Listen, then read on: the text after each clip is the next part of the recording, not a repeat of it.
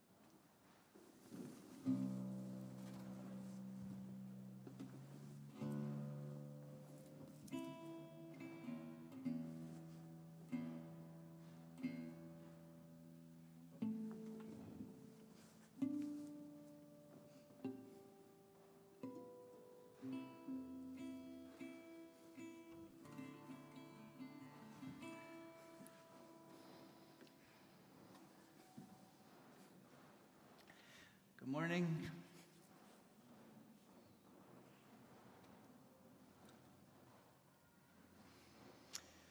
Modeh Ani on page 12. We're going to wake up. It's a good thing when we can begin the day with a prayer, like when you wake up in bed, first thing in the morning, if you let the first few thoughts not be complaints. Let the first 2 or 3 be gratitudes is usually a good way to start. Let the trajectory be. Try to set the trajectory.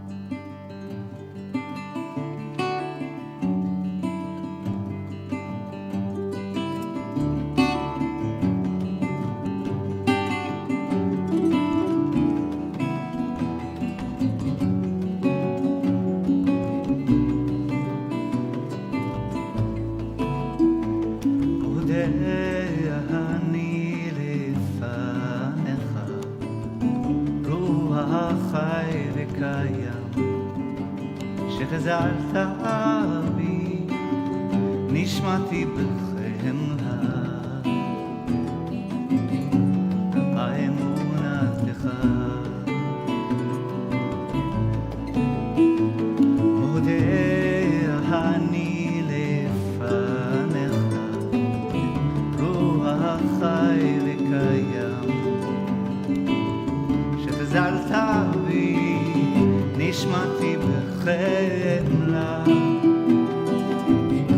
רבה אמונתך.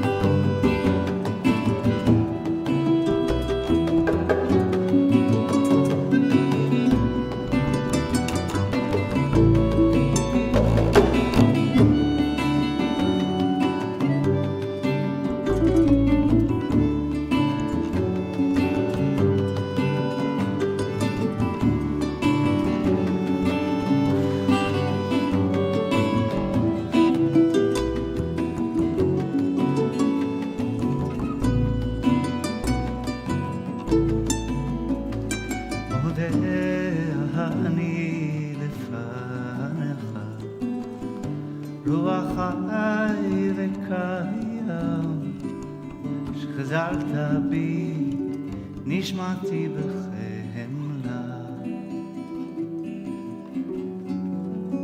באמונתך.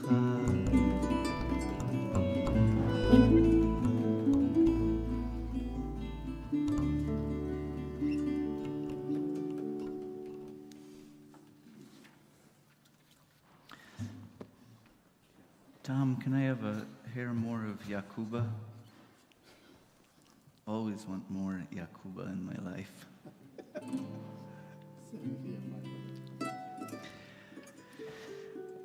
We're going to sing a morning song on page 13. There's a concept of faith that I think is a much better understanding than what is mostly in the culture. I think the faith word has so much Christian overtone and so much belief in and out there. And there's a teaching from Rabbi Nachman that every time you pray, and anything can be prayer. Anything can be prayer. Anytime you pray, you're pouring water into a pool, and that pool is the measure of your faith. Every time you pray, you add water to the pool, and that pool is the measure of your faith. And so you nourish yourself with resources when we put ourselves in moments that resubstantiate the reservoir, which is leaking and draining and given away. And so the actions that resubstantiate the reservoir create the thing from which we can draw our strength to do the work. So nourish your pool.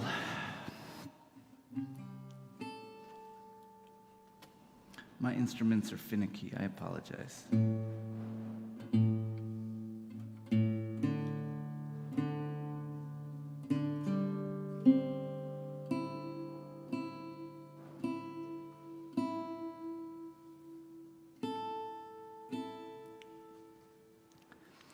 When I played this one for Abba, he said, play it more gently.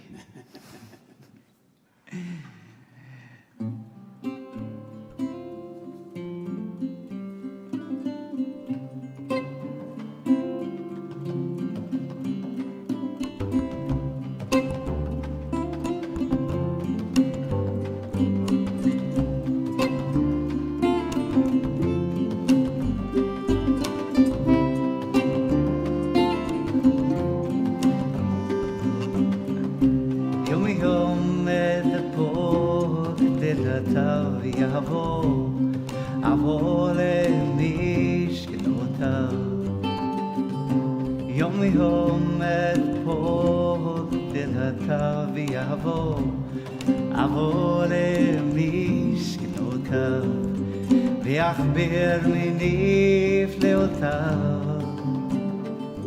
להגיד בבוקר בוקר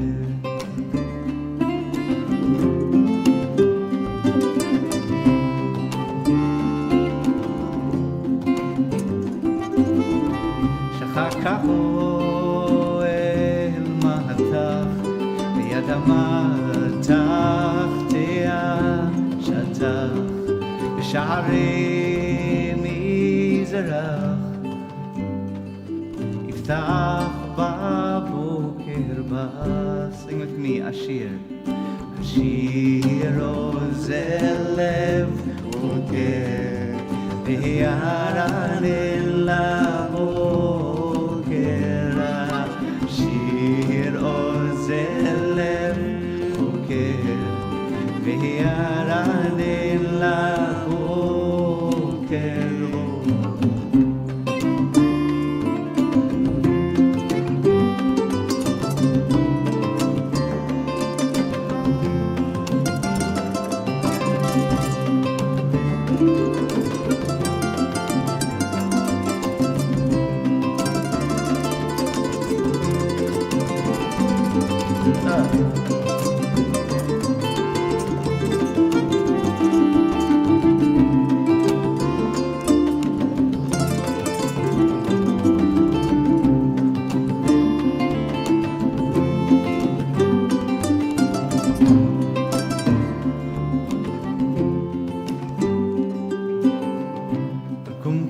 השיר בגרון יעלה לך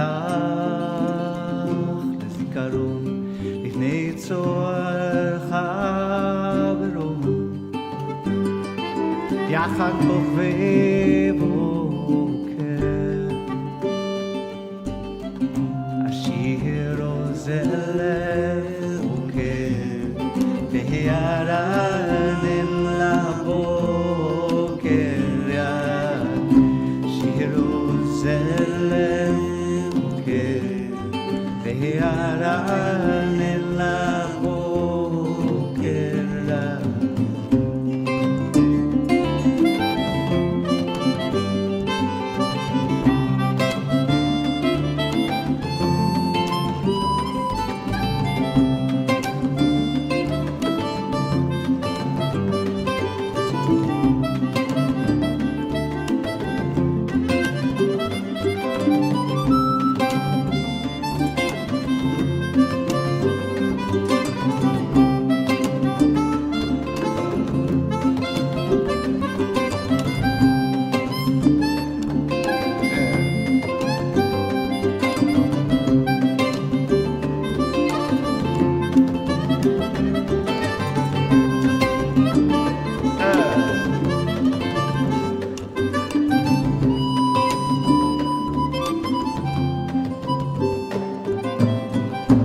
תהילת השיר הודו יומם יצר לך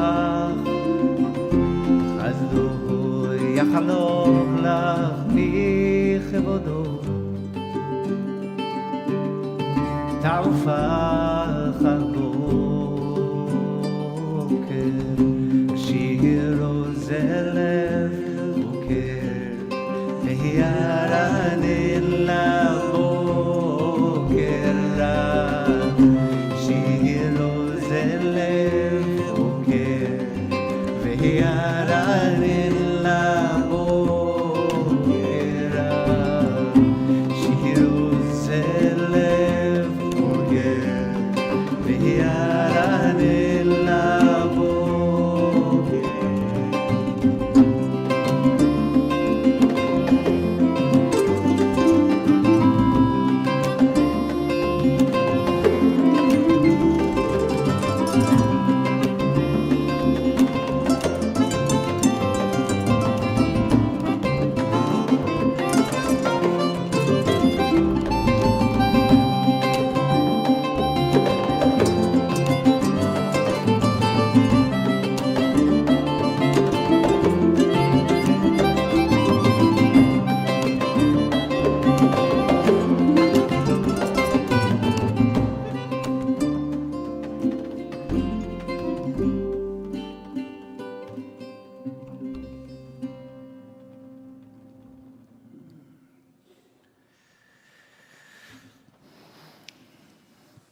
Okay, Kuba, can you play us something gentle and bouncy for us to move to? Yes. Thank you. Okay, everybody. Is this anybody's first time at Temenos? We do some strange things, so welcome to the strangeness. Let's give the gift of each other's faces and eyes to the people around us so that everybody feels safe and good. So smiles and hellos and hey and nice to see you, good morning. Mary Jo, it's been far too long, I love you. Oh my God. You too.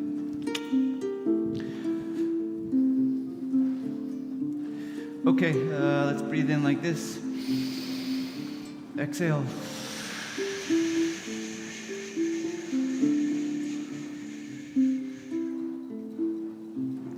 Breathe in. And a welcome, good morning. Exhale.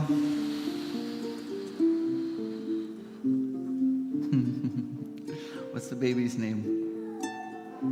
Rafi? Rafi, good morning, Rafi. Breathe in. Exhale.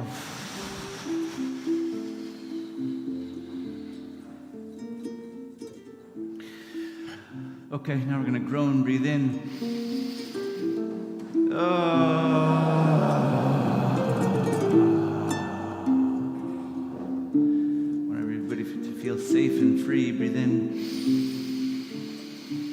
Exhale.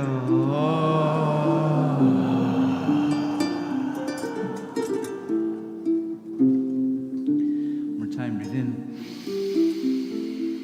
Exhale.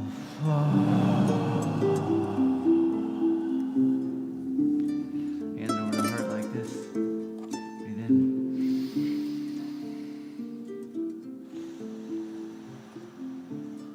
Good morning, Sophie. Breathe in. Exhale. Good morning, Dan. Breathe in. Exhale.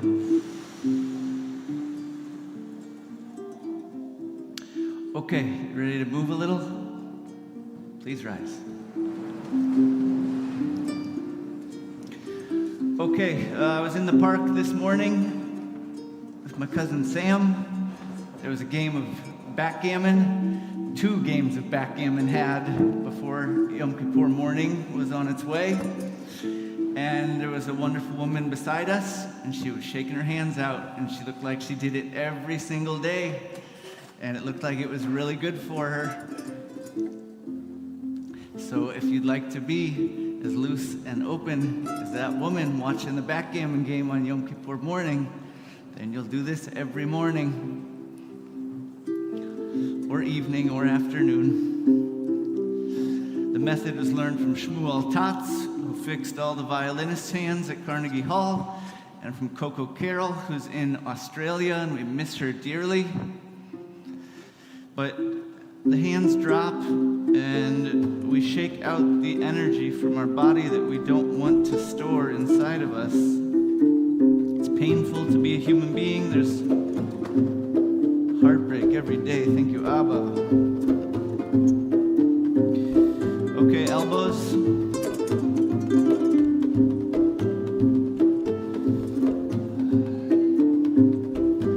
Shoulders. Hey, if you're in Australia, or if you're in France, if you're in Jerusalem, we expect you to be up from your couch shaking with us.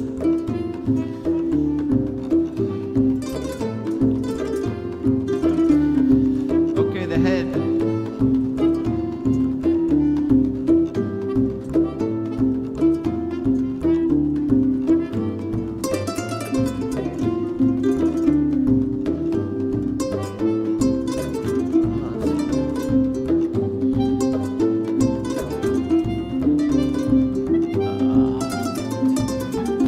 Move our bodies together. So nice. Look at us all moving our bodies together. And the hips. Whichever way you want, however is comfortable. I started getting a lot of acupuncture treatment when this horrific year began. And I found it was all in the hips. She could poke me anywhere and it was no problem. But the second she poked my hips, they flipped out. Told me I gotta expand the movement in my hips. Okay, knees.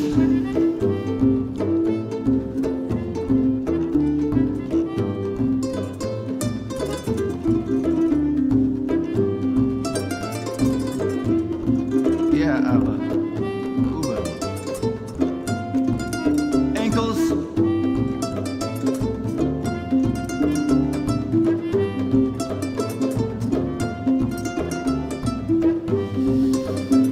Okay, we're gonna breathe in. Here we go, breathe in. So reach up on the tops of your toes, and then we're gonna drop down. 1, 2, 3, drop. Do that again, breathe in. 1, 2, 3, drop. We wanna feel the power of the earth shooting up into your spine. There's so much energy coming up, it's gonna shoot up to the top. Breathe in.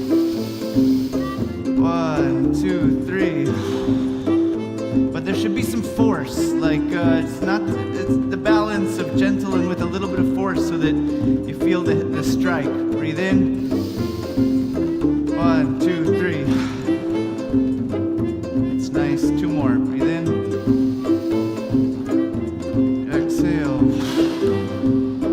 Yeah. Breathe in. Exhale. Okay, yeah, I think Coco did it even more forceful. Now without the lift Exhale. Make some noise as you exhale. Breathe in. Breathe in. Exhale. 2 more. Breathe in. Exhale. Breathe in. Exhale.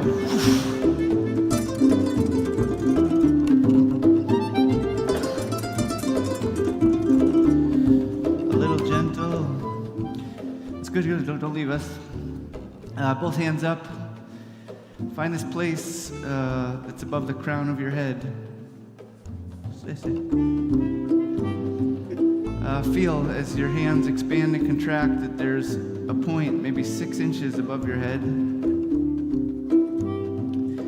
As if there's a pillar of light that stretches from your head to the sky. And spirit can flow into you. Inspiration unexpectedly. Light, ether, energy. You're not contained. We're not contained. Nobody's contained. Porous in the best ways. Yeah, right? If you do your Tai Chi every morning like that lady, this point becomes a strong crown. You can feel it. Don't let it go. Okay, now hands both down like this, so that you can feel the energy coming off the earth. Feel yourself planted into the earth like a tree. And when you walk by a tree, say, hello, friend. You could teach me how to do my life better than I could figure out myself. I should stand by you and meditate on your metaphors for a whole lifetime. Rooted down, rooted up. Okay, now lift the left hand and feel the energy coming up from above, down into your left hand, and coming up from the ground, coming into your right hand. This is the posture of the Aleph. This is the posture of the human being. Take a breath together.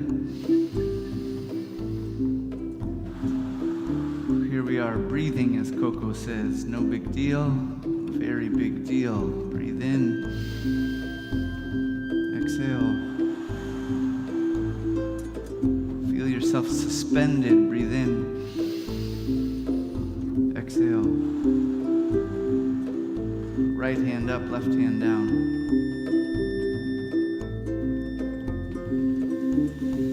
Feel your right hand holding the cup of blessing that's dripped into with dew. Breathe in. Exhale with the left hand, pour it back to the earth.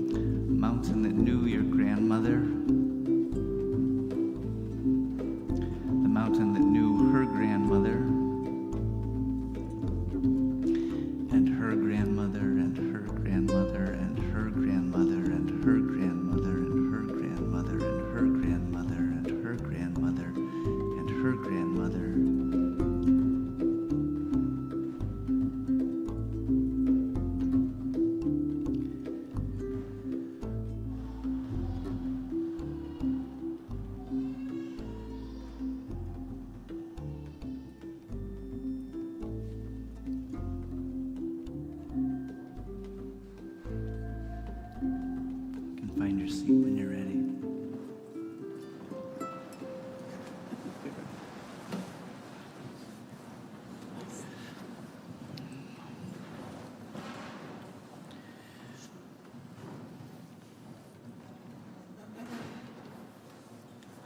You guys have to follow me on this one.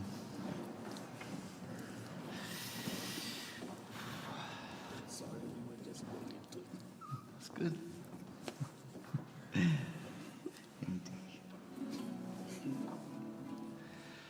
We called this year the Sorrow Songs because it's been a year of sorrow.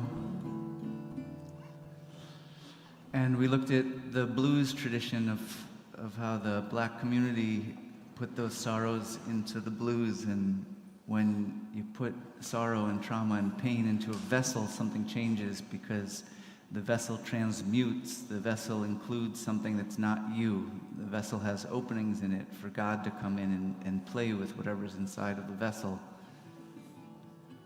And I listened to the singers of the blues music in the 30s and 40s whose grandparents and parents had been enslaved peoples, and I heard the meaning of those songs as they meant in the time of the singers and as they meant in my day as I watched the suffering in Gaza.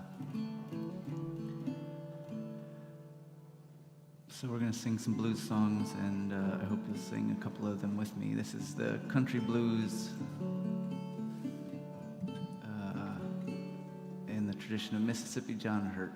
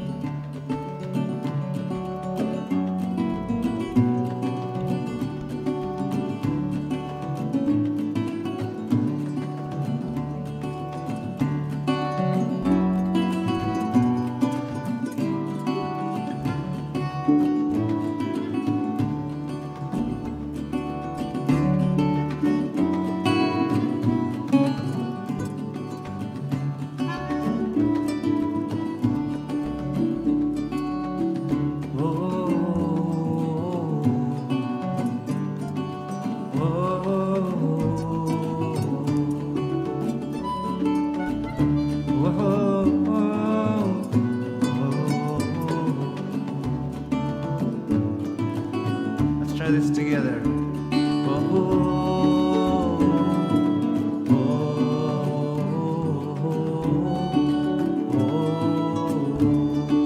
With your tongue.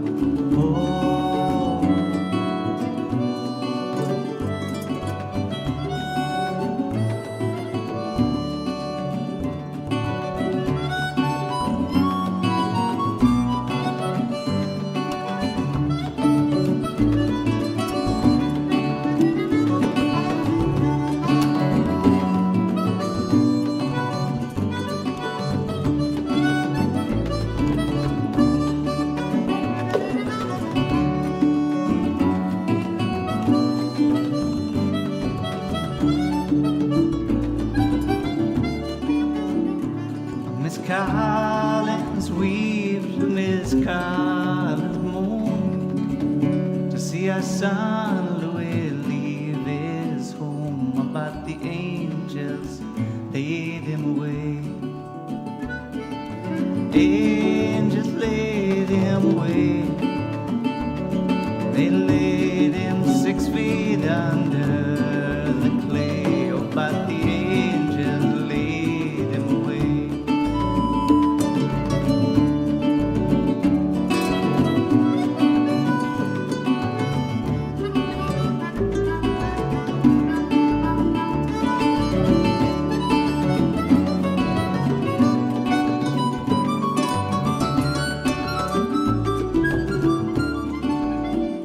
When our saints go marching in, come on.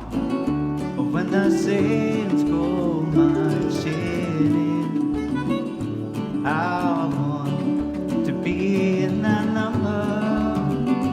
When the saints go marching in, the sun refused to shine. When the sun refused to shine, when the sun refused to shine, I want to be in the number.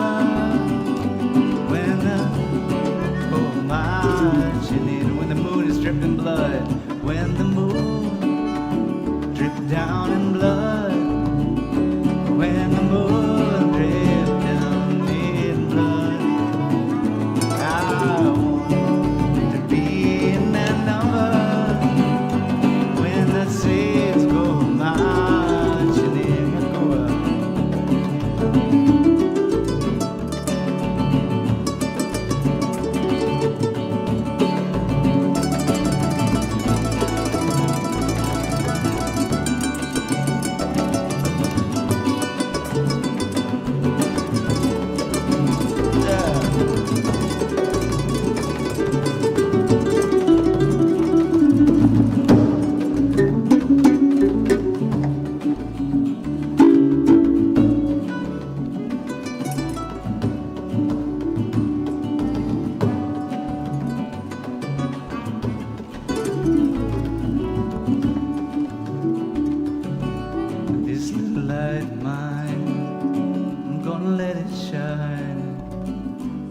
light of mine, I'm gonna let it shine.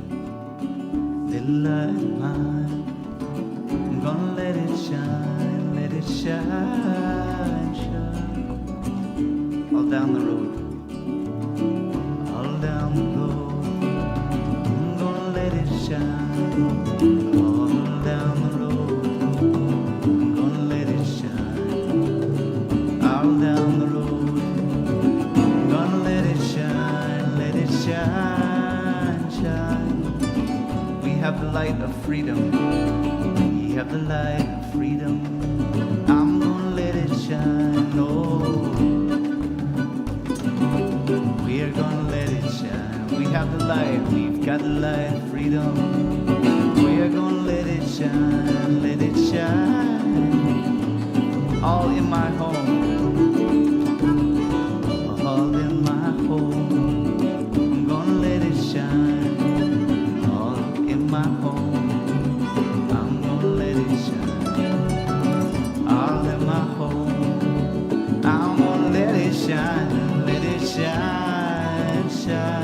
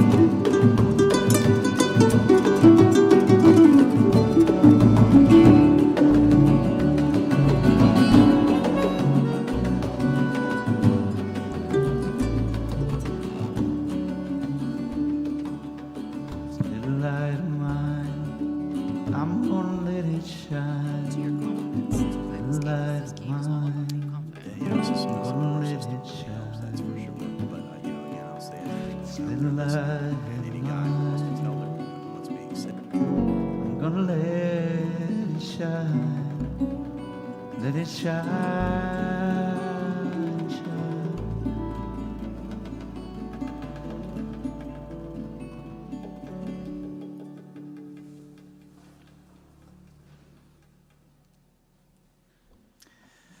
Dr. Adam Hamawi spoke from the podium on Rosh Hashanah. He was a doctor who had visited Gaza and volunteered, and the sweetness and the light of his message of the people and the children of Gaza had taught him about being human and holding the light steady.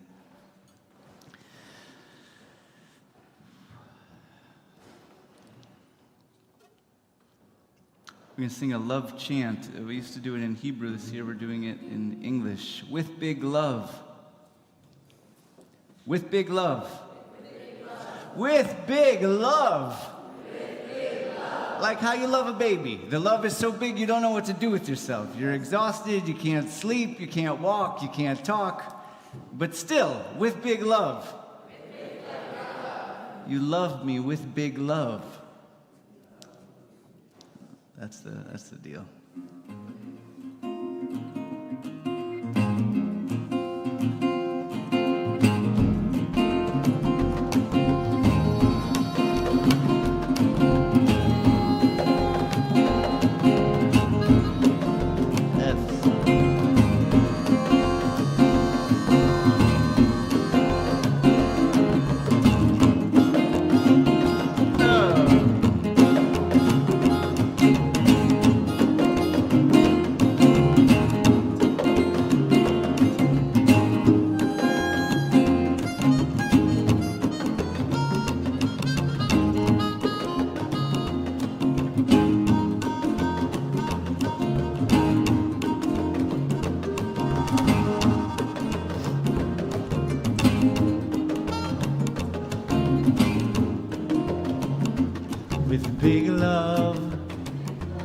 with big love, with big love, with big love. You love me. You love me with big love. With big. Let's make it bigger together.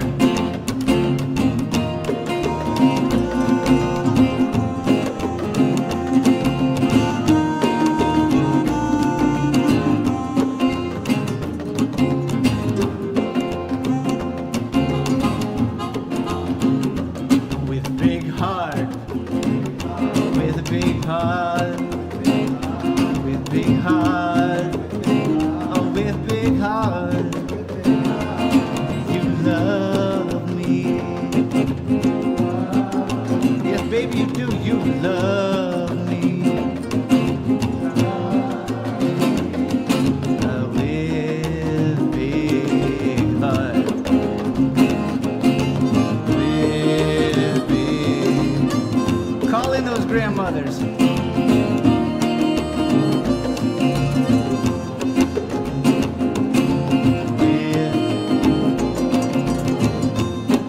With big joy, with big joy, with big joy, with big joy, with big joy. Oh, you love me.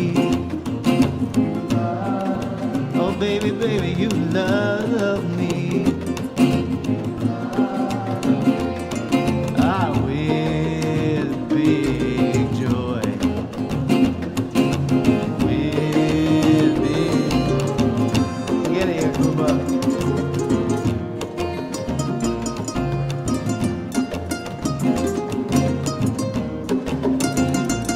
Oh. Source of the blues. 70 generations, Yakuba.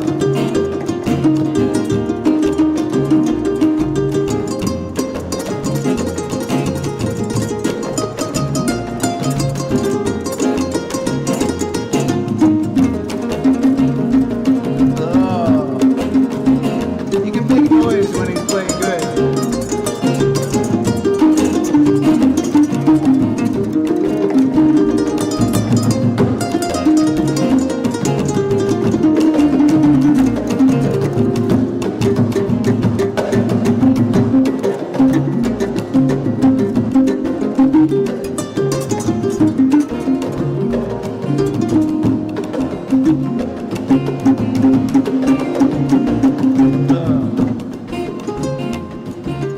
This boogie comes from a guy named Smokey Babe. It's recorded on a porch in 1967 by Dr. Harry Oster. There's a good recording available. He starts the song, he says, "Got that boogie. I've had it all day long. Let's finish with big love. With love of sisters, brothers, cousins, and kin. Strangers. You love strangers. With big love." Yeah. With big love.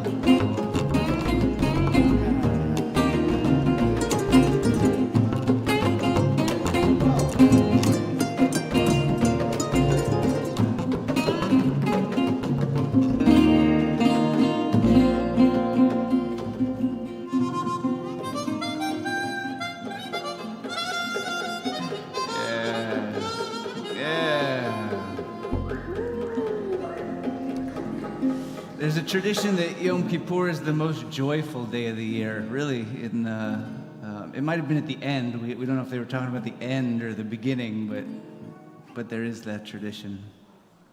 We're going to sing the Shema, find a nice still place.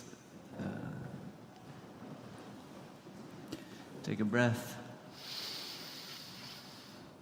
Exhale. Breathe in. Exhale.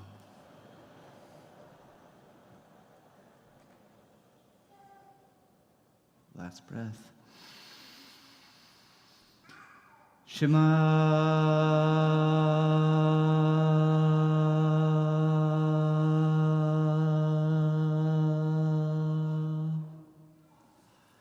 Yisrael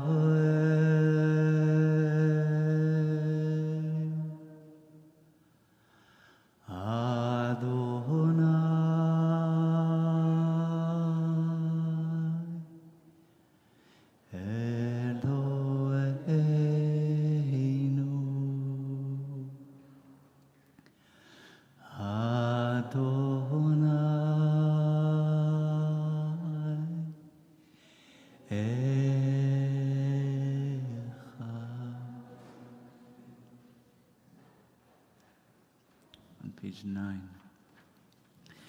ואהבת את אדוני אלוהיך בכל לבבך ובכל נפשך ובכל מאודיך on page 1.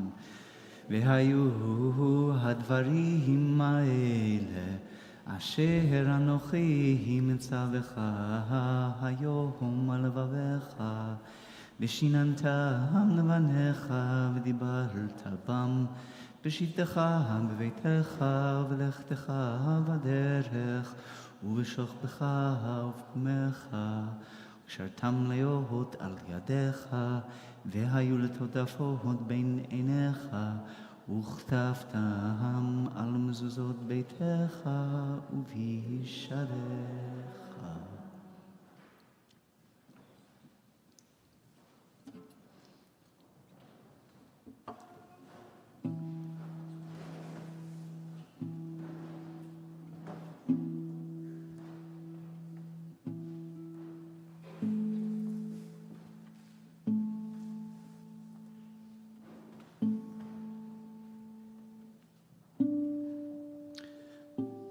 The other metaphor of prayer is that the instrument goes out of tune with great regularity.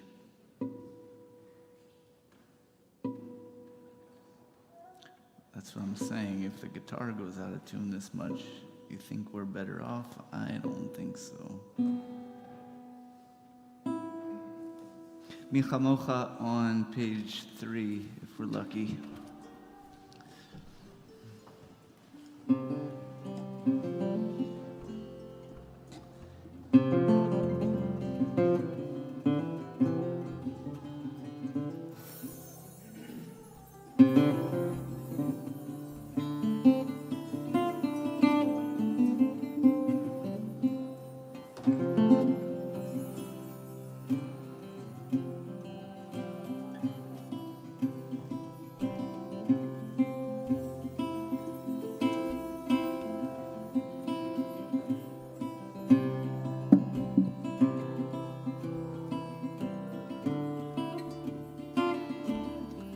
Sing it all together.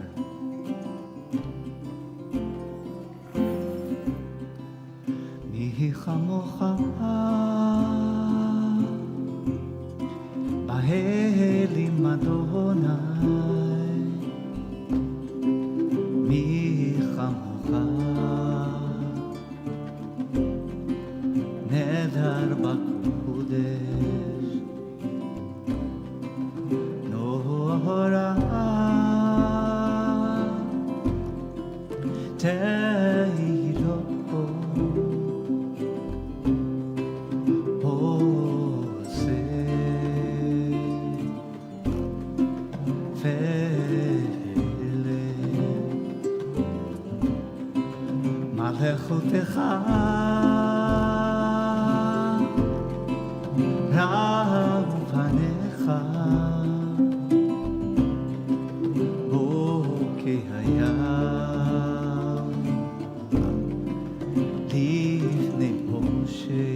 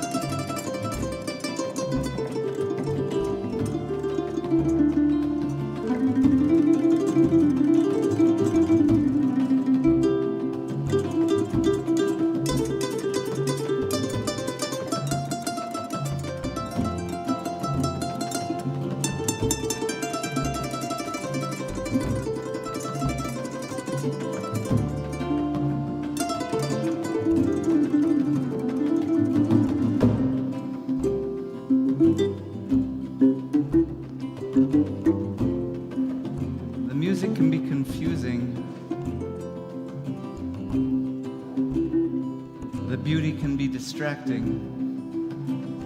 It's meant to create a space to look at the things that are terribly broken and painful.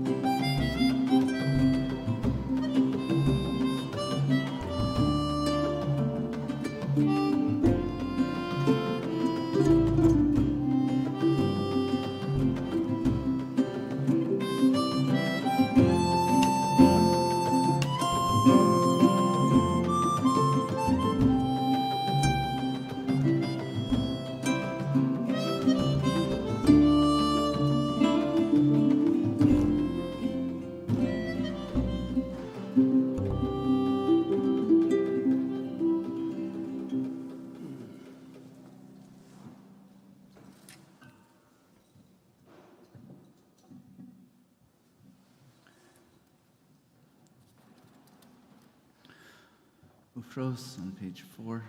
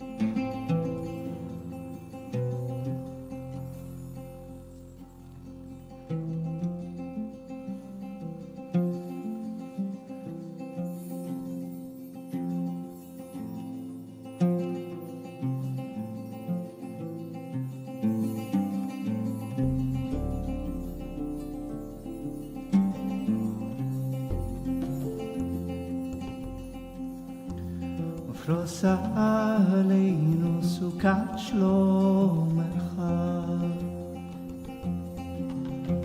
ותקננו בעצה טובה לפניך דושייה פרוסה עלינו סוכת שלומך ותקננו בעצה טובה לפניך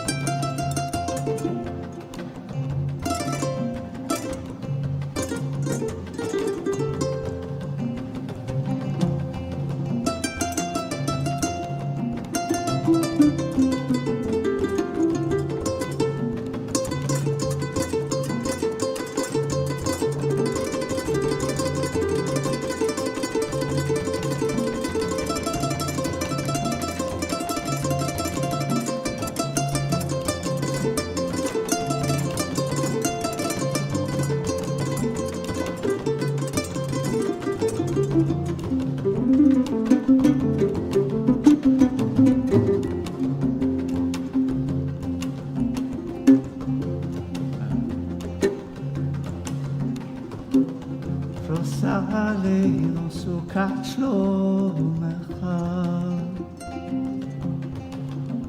ותקננו בעצה טובה לפניך יושיע.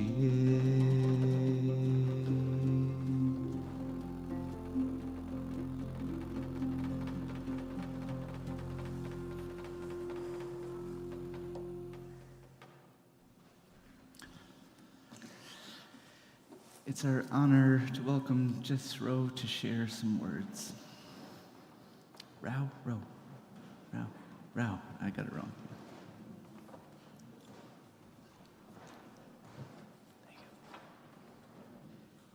Thank you. Good morning, everybody. Can you hear me okay? Sound good? Yeah. Okay.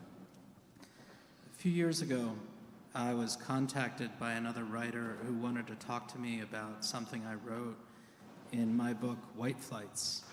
In that book, I tell the story of my great-grandparents on my father's side, who were white Protestant settlers in the Black Hills of South Dakota in the 1880s, when the Black Hills were stolen from the Lakota and Dakota tribes, despite a treaty that guaranteed them perpetual ownership of those sacred lands. My great-grandparents made a small fortune from real estate, mining, and other businesses in the Black Hills, and some of that money passed down to me through inheritance. And in White Flights, I wrote about my mixed feelings about having that money and what I should ultimately do with it. This writer, whose name was Rebecca Claren, said, "My family has the same history in the Black Hills as yours, except that we're Jews." Her ancestors were Jewish pioneers who bought a large tract of land in what is now the Pine Ridge Reservation. I'm sure many of you have heard of it, which is just south of the Black Hills. And in her book, which is called The Cost of Free Land, she writes about her own conflicted feelings over whether that land should be or could be returned to the Lakota. She writes specifically about this in the context of teshuvah and the idea of return as part of repentance. That's the root of teshuvah is return. Correct? Yeah. Good. Maybe Got you it. can maybe you can guess where I'm going with this. The deepest fracture at the heart of the conflict between Palestine and Israel is the Nakba of 1948 and the mass expulsion of Palestinians from their homes, businesses, and land. That is the question of the right of return, the question of the keys. If you don't know, it's a potent symbol of the Palestinian cause, the keys that many Palestinians still have of their homes in Palestine, homes that were taken from them in 1948, and of course in many years after. The first thing I ever learned myself, about the Palestinian diaspora came from my friend Ferris, who I met in 5th grade in 1986 in suburban Maryland. His father was a beloved pediatrician. We were talking about something in the news, a bombing or hijacking related to the PLO, and he said to me, "Listen, my grandfather had a cigarette factory in Jerusalem, and one day the Israelis came and beat him and took it away. No one has ever done anything about that." The right of return is often where conversation about Israel and Palestine stops, because very few Israelis, or diasporic Jews for that matter, want to acknowledge that those words exist, that there is even a concept of Palestinian exiles returning to pre-1967 Israel, to the actual places where the expulsions happened. But sometimes it's helpful to talk about parallels. That's what Rebecca wanted to talk to me about. In our conversation about our shared history with the Black Hills, she told me about all the research she's done into what in North America is called the land back movement, where individual landowners, churches, corporations, and in rare instances, the governments of the United States and Canada have returned land to native tribes. Sometimes the amounts of land are small, sometimes they're quite large, but they're all significant. Obviously, a key part of the land back movement is the apology, the recognition of why the land is being returned. This often takes the form of a ceremony, a proclamation, a new deed, and then there's usually some kind of party or celebration. You can find dozens of examples of these ceremonies online. Right now, of course, it seems impossible to imagine such a thing ever happening in Israel. The right of return is the absent center of a political discourse that swirls around and around it, trying to find some other solution where the fact of the 1948 Nakba no longer matters. Of course, saying to Palestinians that the Nakba no longer matters is equivalent to saying to Jews that the Holocaust no longer matters. I would never have thought about it if Rebecca hadn't pointed out to me the connection between teshuvah and return, and what she sees as the concrete connection between repentance and the determined to alter, for once and for all, the facts on the ground. I thought of my conversation with her again last year after October 7th, when I was reading the anthology The Holocaust and the Nakba by two Israeli scholars, Amos Goldberg and Bashir Bashir. Goldberg and Bashir present a description, a hypothetical description, of course, of what an Israeli apology for the Nakba would look like, and I'd like to end by reading it. I think for many of us, it may sound like an impossible or fantastic kind of teshuvah, and to me that makes it more important, all the more important to hear. So this is what they write. After decades of colonial denial, negation, erasure, and misrecognition, they should look in the face of the Palestinian refugees and their descendants, whom they expelled or whose return they prevented, and in the faces of those who stayed in Palestine and the state of Israel and now live under varying degrees of discrimination and repression. They should see in them the radical others of Zionism, a reflection of their own history, and seek a way to recognize the suffering they have inflicted on them. They ought to find a way to disrupt their narrative through paradoxical empathy for their own victims, the Palestinians, and tell the story not only of from Holocaust to rebirth, but the Holocaust, the rebirth, and the Nakba. Thank you. Thanks, Jess.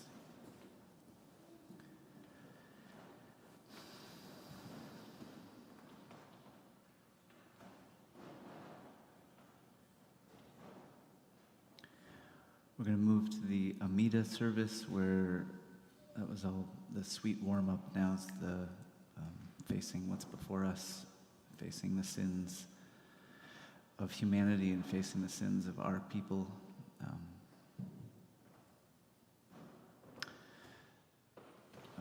If you have the comfort to stand for this part of the service, it's appreciated. We're on page 16. Please rise.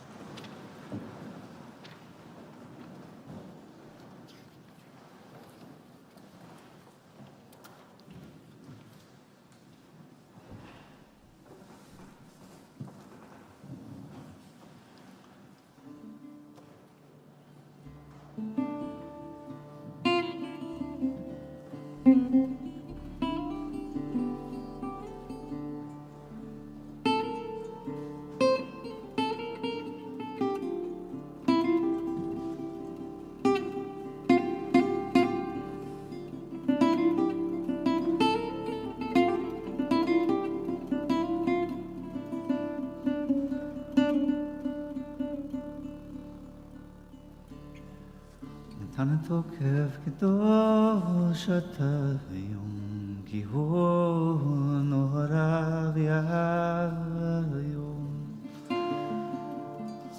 ובוא תנשא מלכותך, ויכון בחסד כיסאך, ותשב עליו בימת.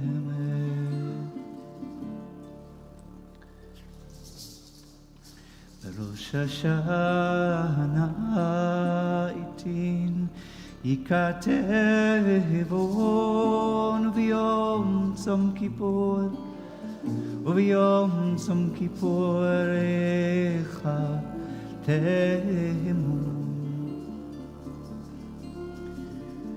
Who shall live and who shall die, who by fire and who by water?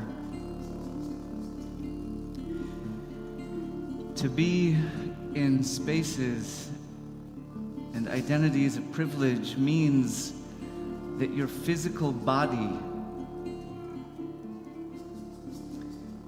is less in the presence of danger and violence than bodies who are not in those places. Your body is less susceptible to danger.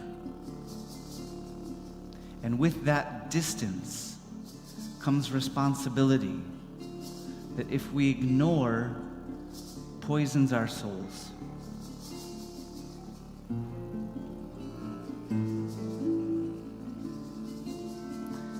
כמה יעברון, כמה ימברהון, מי יחיה ומי ימות, מי וקיצו מי לא וקיצו, מי ומים ומי ואש, מי וחרב ומי וחיה, מי ורב ומי המגפה.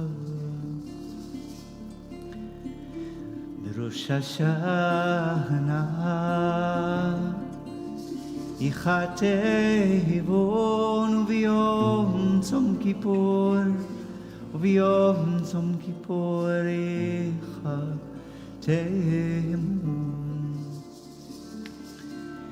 מי בחניקה ומי בסקילה, מי ינוח ומי ינוח, מי שקט ומי טורף, מי שלו ומי יתייסר, מי עני ומי ישיר, מי יושפל ומי ירום.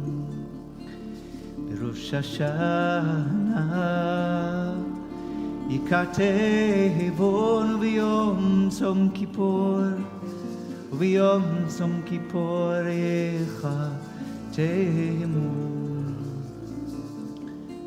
Who by starvation, who by sniper bullets, who by bombs, who by rockets, who by machine gun,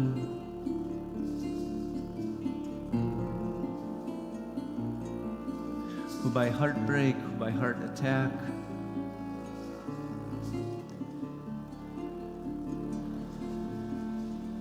who by knife, who by sword, who by bullet, who by bomb.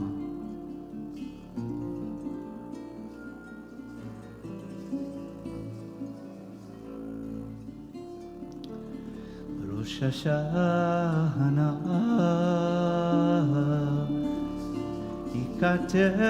ייכתבון ביום צום כיפור, ביום צום כיפור ייכתבון.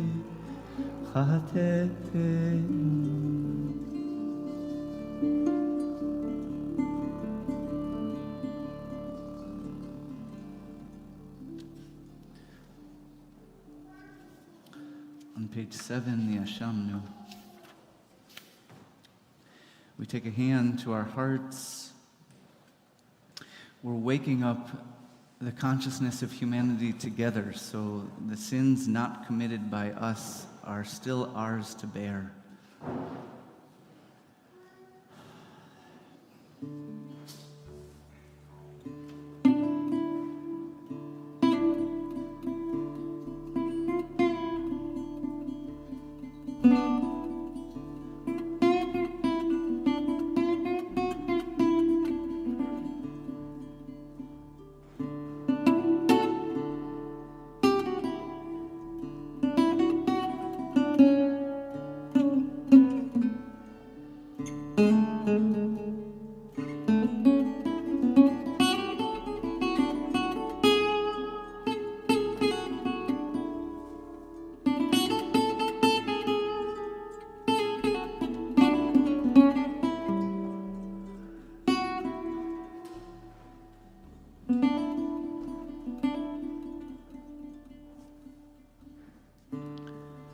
Ashamnu,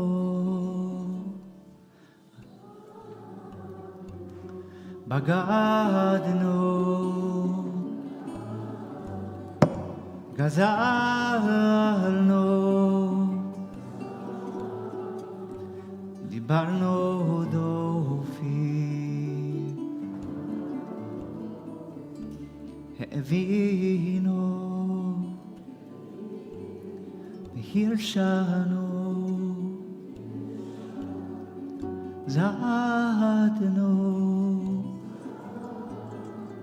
chamasnu, tafalnu sheker. Layla, layla, layla, layla, layla, layla,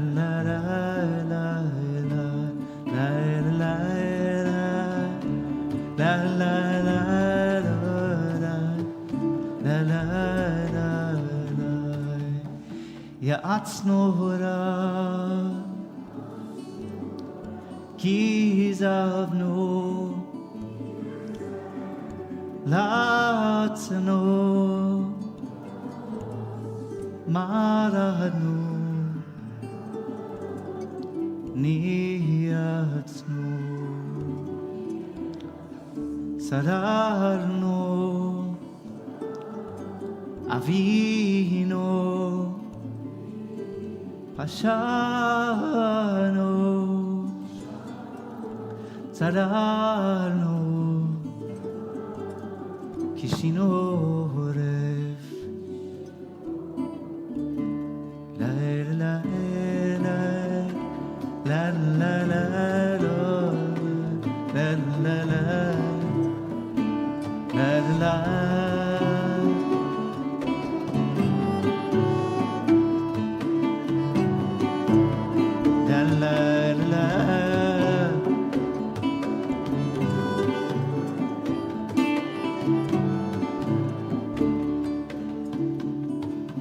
Yashanu, Shichanu, Tiavnu, Tainu, Tianu.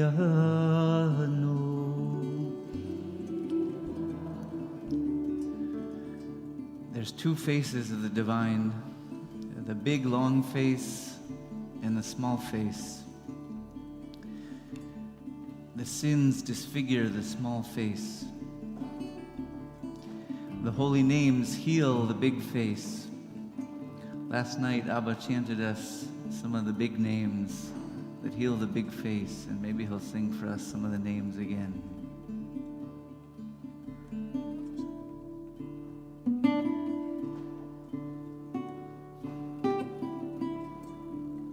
Tom, you got his mic?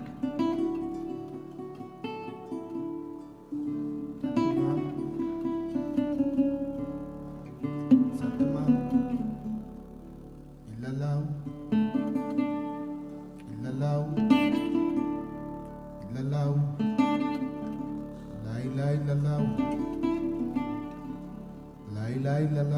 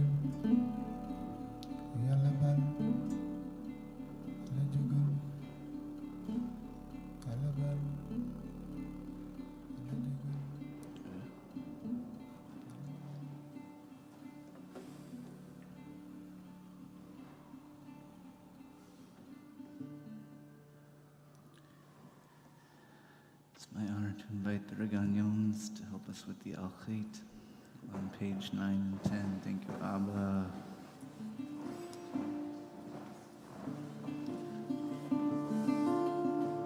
Yar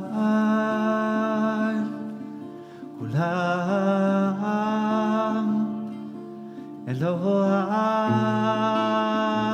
Slichot Slach lanu Mechayel lanu Chapeh lanu. Take a moment to call the sins of yourself and your community and your family and your tribe that are on your heart today.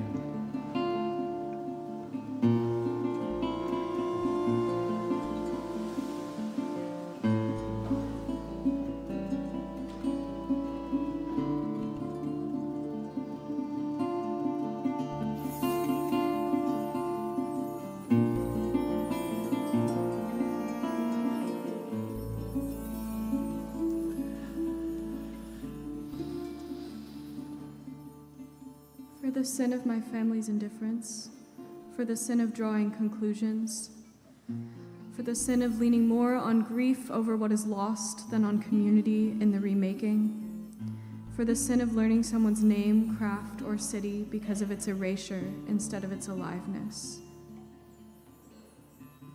For the sin of forgetting we are small in the face of ancient trees or ecosystems.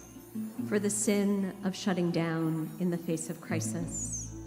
For the sin of being ashamed of gifts and not continuing the movement of the gifts. For the sin of forgetting. For the sin of allowing internalized Jewish exceptionalism and victimization cloud my judgment. For the sin of not fully loving every Palestinian life as my own family.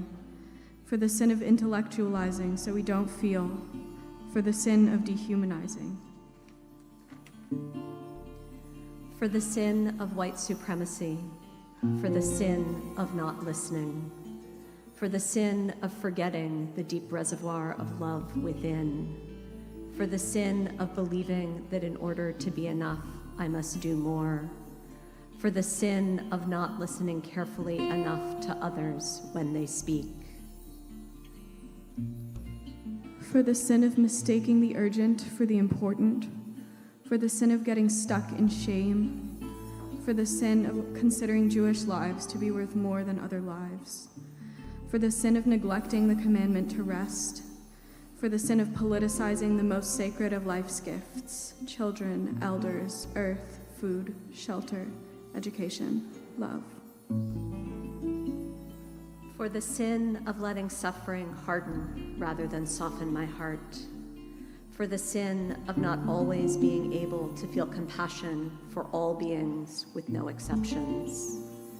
For the sin of forgetting to ask the people I love how they are doing. For the sin of prioritizing the tangible over the transcendent. For the sin of excuses. For the sin of walking by the beauty and generosity of creation without gratitude and acknowledgement. For the sin of being transactional rather than relational. For the sin of pushing ourselves apart rather than finding the threads that hold us together. For the sin of adhering too strictly to tribalism that we lose our larger community of humanity. For the sin of not getting on the floor or the earth with my children every day to play. For the sin of feeling the loss of the life of those more familiar to me more deeply than the loss of life of those to whom I am not as familiar. For the sin of withholding my tongue and my voice just because there does not feel to be the space where I am. For the sin of not making the space. for the sin of not staying long enough with tears, for the sin of not showing up with open ears and eyes and nose to smell and breathe and breath and heart to be with the all in love. For the sin of a quick temper and slow forgiveness, for the sin of using too many of the world's resources, for the sin of thinking I can do everything, for the sin of failing to imagine a world without war or prisons.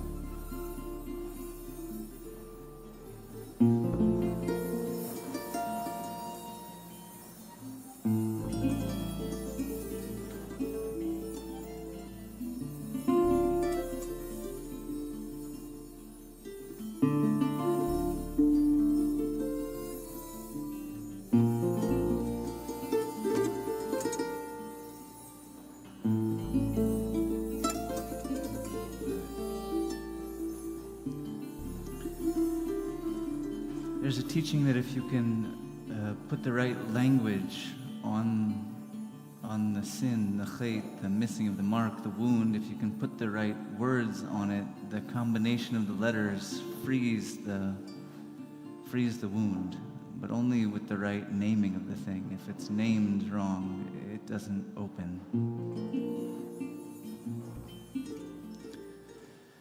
So to have courage to speak good poetry, use the right words.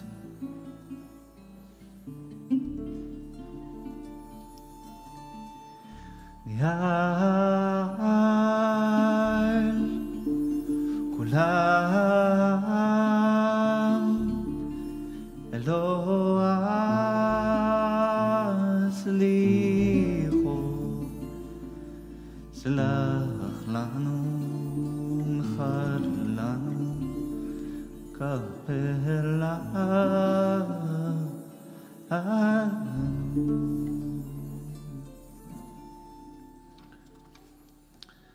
Avinu Malkeinu, Imenu Malkatenu, page 11.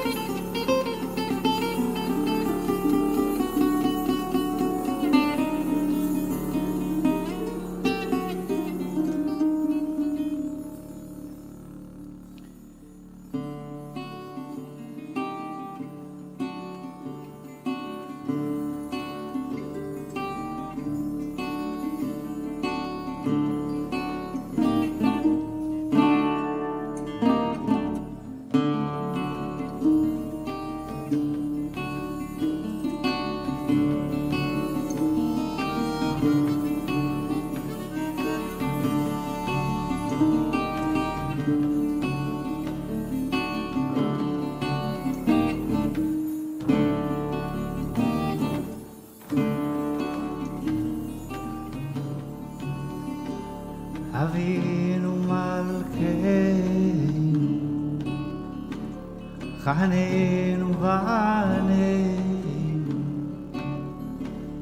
Avinu Malkeinu, Chanenu Vaneinu, Ki ein banu mas.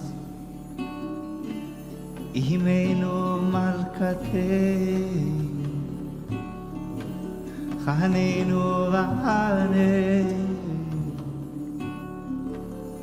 Imenu Malkateinu, Chanenu Vaneinu, Yen Vanu As. Aseh Imanu, Tzedaka V'Chesed. Aseh Imanu,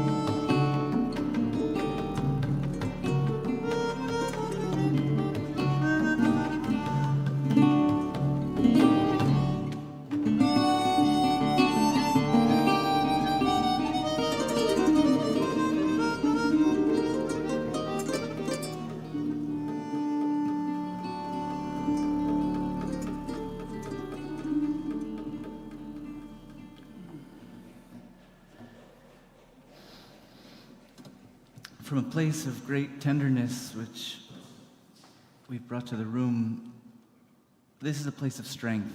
We live in a culture that tells us it's the opposite, that strength comes from strength, but it's fragility that gives the real strength, that holds the fabric of all of us together.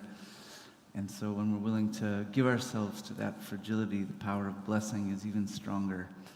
So we're going to bless each other now. We had a year of the priestess, my last year at the new shul, when things started to get too weird. And I came to see that even the boundaries around Judaism were false. It was constructed. You can read it in the Torah. They're trying to construct peripheries around the thing when in fact they were sacrificing at all the altars of the priestesses, and they had to beg the people, come on! The Yud He Vav He, the Yahweh altar is the good one. They said, we like that Asherah altar. There's good things happening at that altar. And they said, no, just the Jehovah one. That's the one. They said, no, that Asherah, a good thing is happening at Asherah. And we've been through 3,000 years of patriarchy, which has colored our appreciation for the ways in which spirit works. So we called this the priestess blessing. So if you feel like being a priestess and being a vessel for blessing, I'm going to invite you to come to the front and be the person who will bless somebody else. And if you feel like you need to be a recipient of blessing, then be a recipient of blessing. The whole thing's a circle anyway, but we need some people who are good and strong and standing in the front.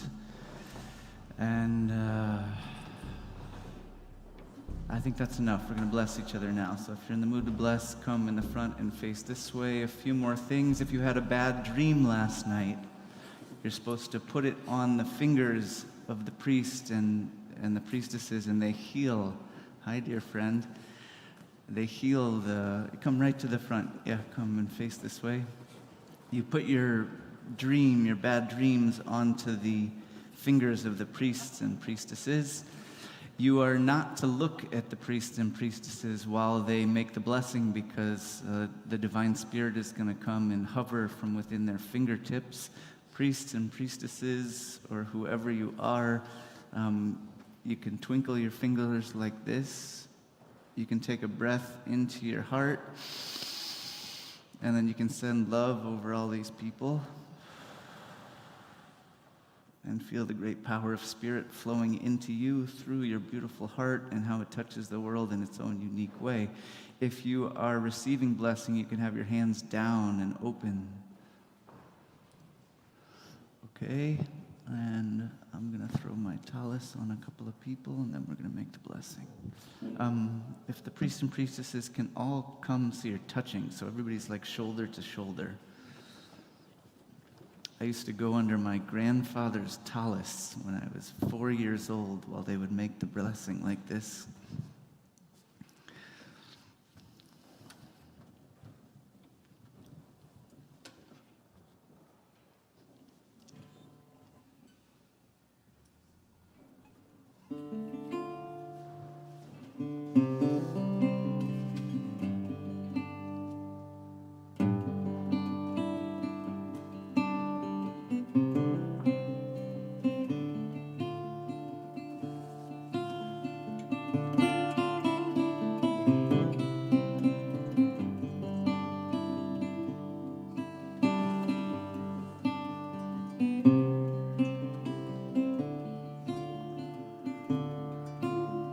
יברכך אדוני וישמרך,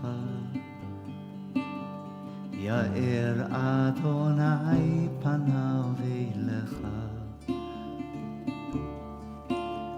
יישא אדוני פניו אליך, וישם לך שלום. וישם לך שלום. יברכך אדוני וישמרך, יאר אדוני פניו אליך ויחונקה, יישא אדוני פניו אליך, וישם לך שלום. וישם לך שלום.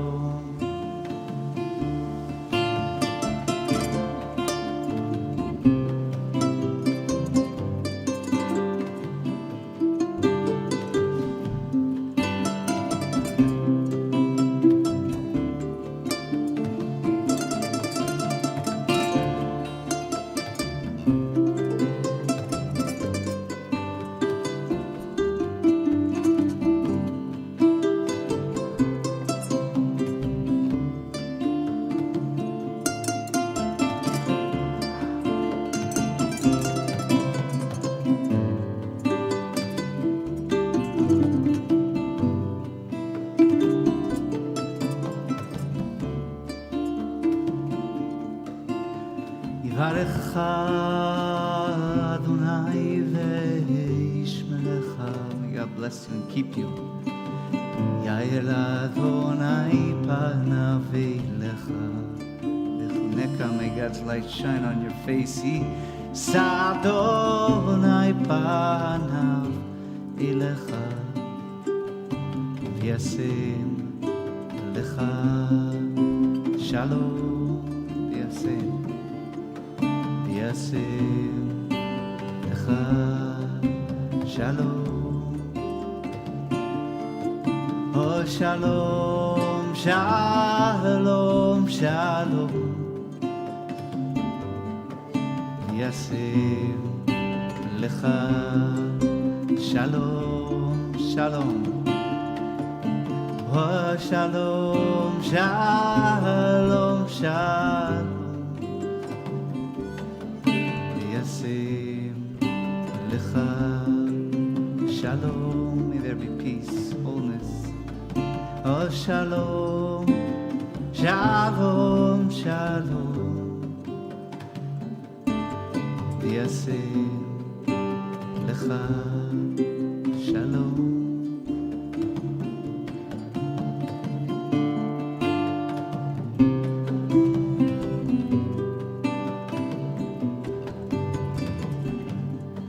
Thank you, priests. Thank you, priestesses. May blessing flow through you strong always.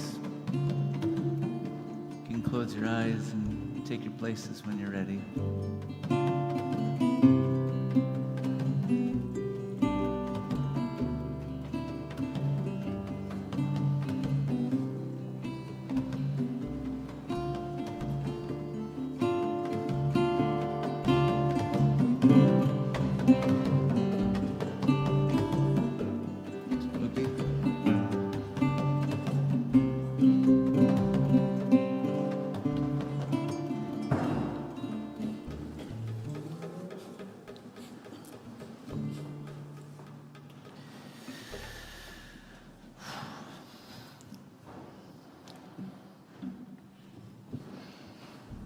Okay, everybody okay? Yeah? Okay, have a little shake. Do we need a Torah dance moment? Small Torah dance moment, mini Torah dance moment. Shake, say hello to your neighbors, say Happy Yom Kippur.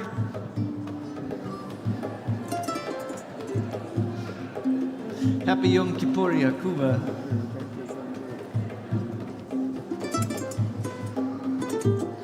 Happy Yom Kippur. Happy Yom Kippur.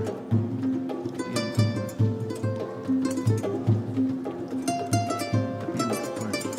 Garden, Happy Yom Kippur.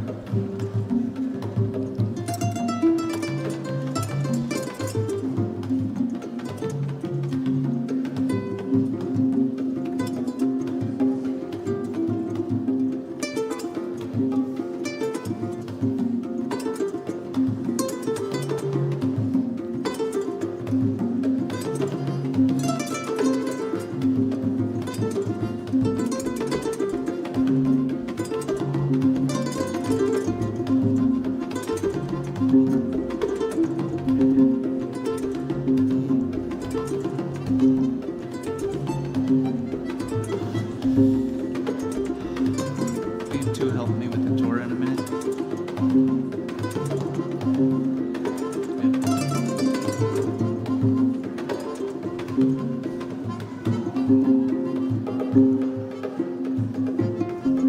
Will you two be my other Torah helpers in a minute?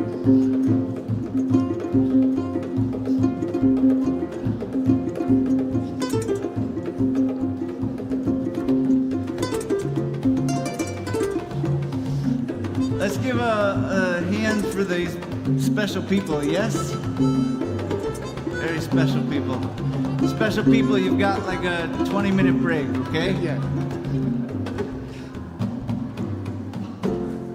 Yeah. Okay.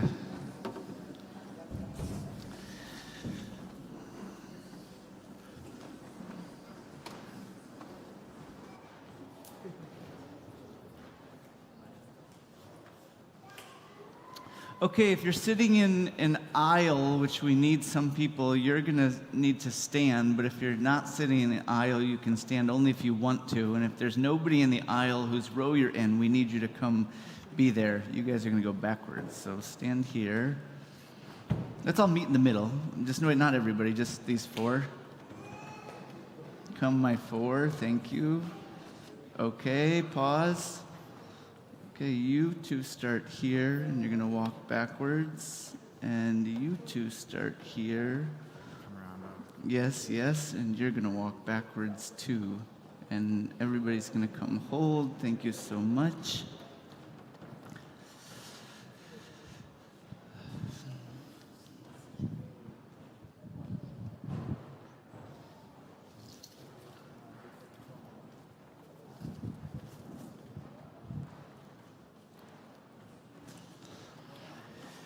We're going to read from Deuteronomy today. Deuteronomy is the second telling. When you get to second tellings, you get a chance to retell the story, and the story can be different. And if a story was painful the first time, or there was too much going on inside of the story for you to understand, when you get to the second time that you tell the story, it can be done with a different energy, and you can return to places in the story that might need attention or healing. What's that one's name? Matan. Good morning, Matan.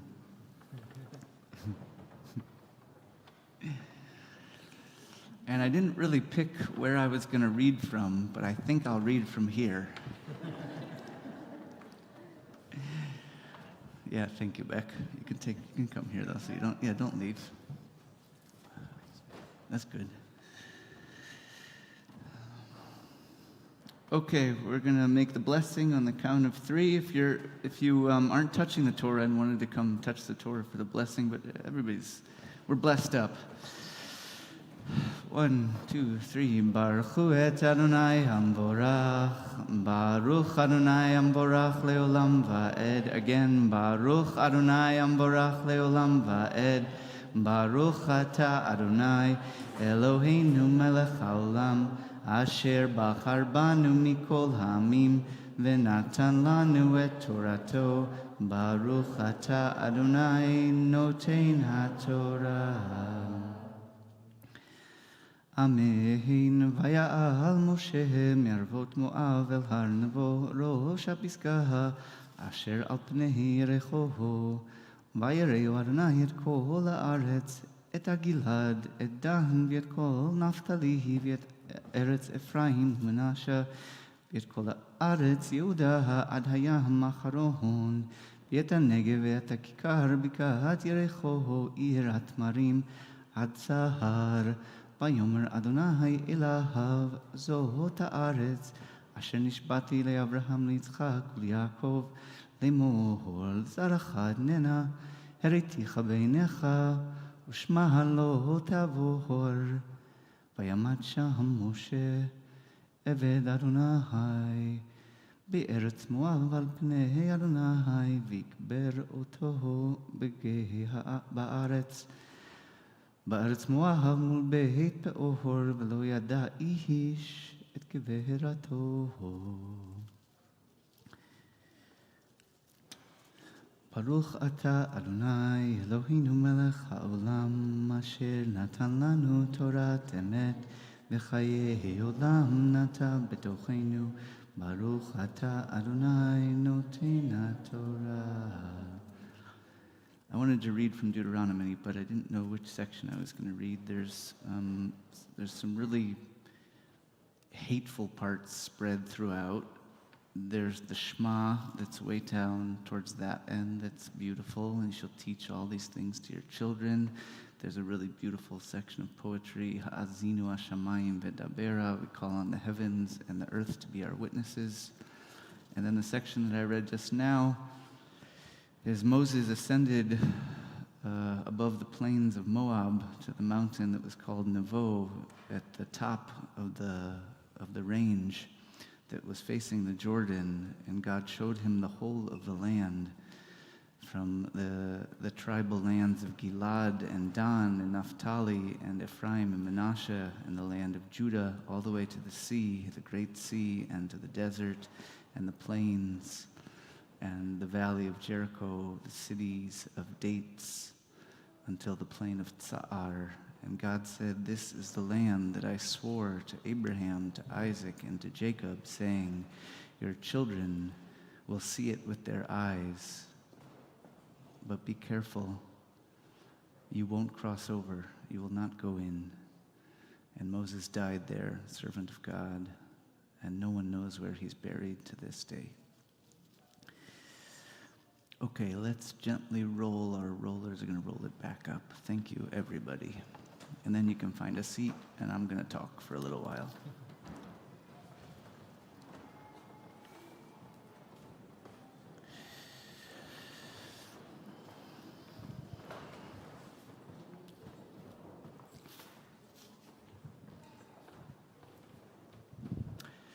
It's like a baby, and if it's your first child, you're extra careful with it. And if it's your first ood, you're extra careful with it. But once you've had 2 oods or 3 oods or 3 babies or 4 babies, then you know they can be wrangled a little bit. So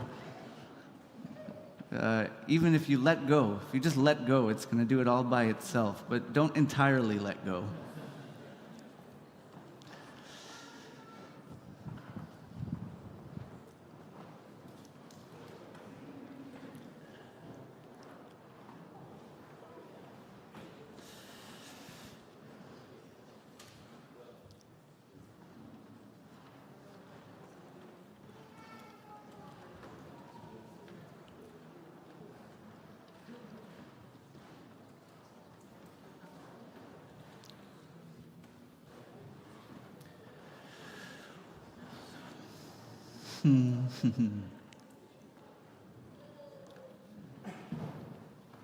Thank you so much.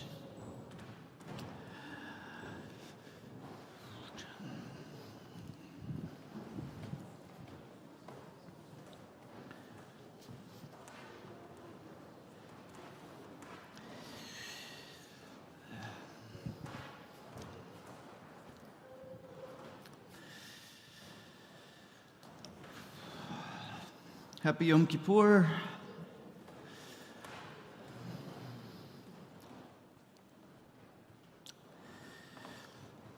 Last night I just spoke, I didn't read, but this piece of writing I wrote at the beginning of getting ready for the holidays, and usually I prefer to not read.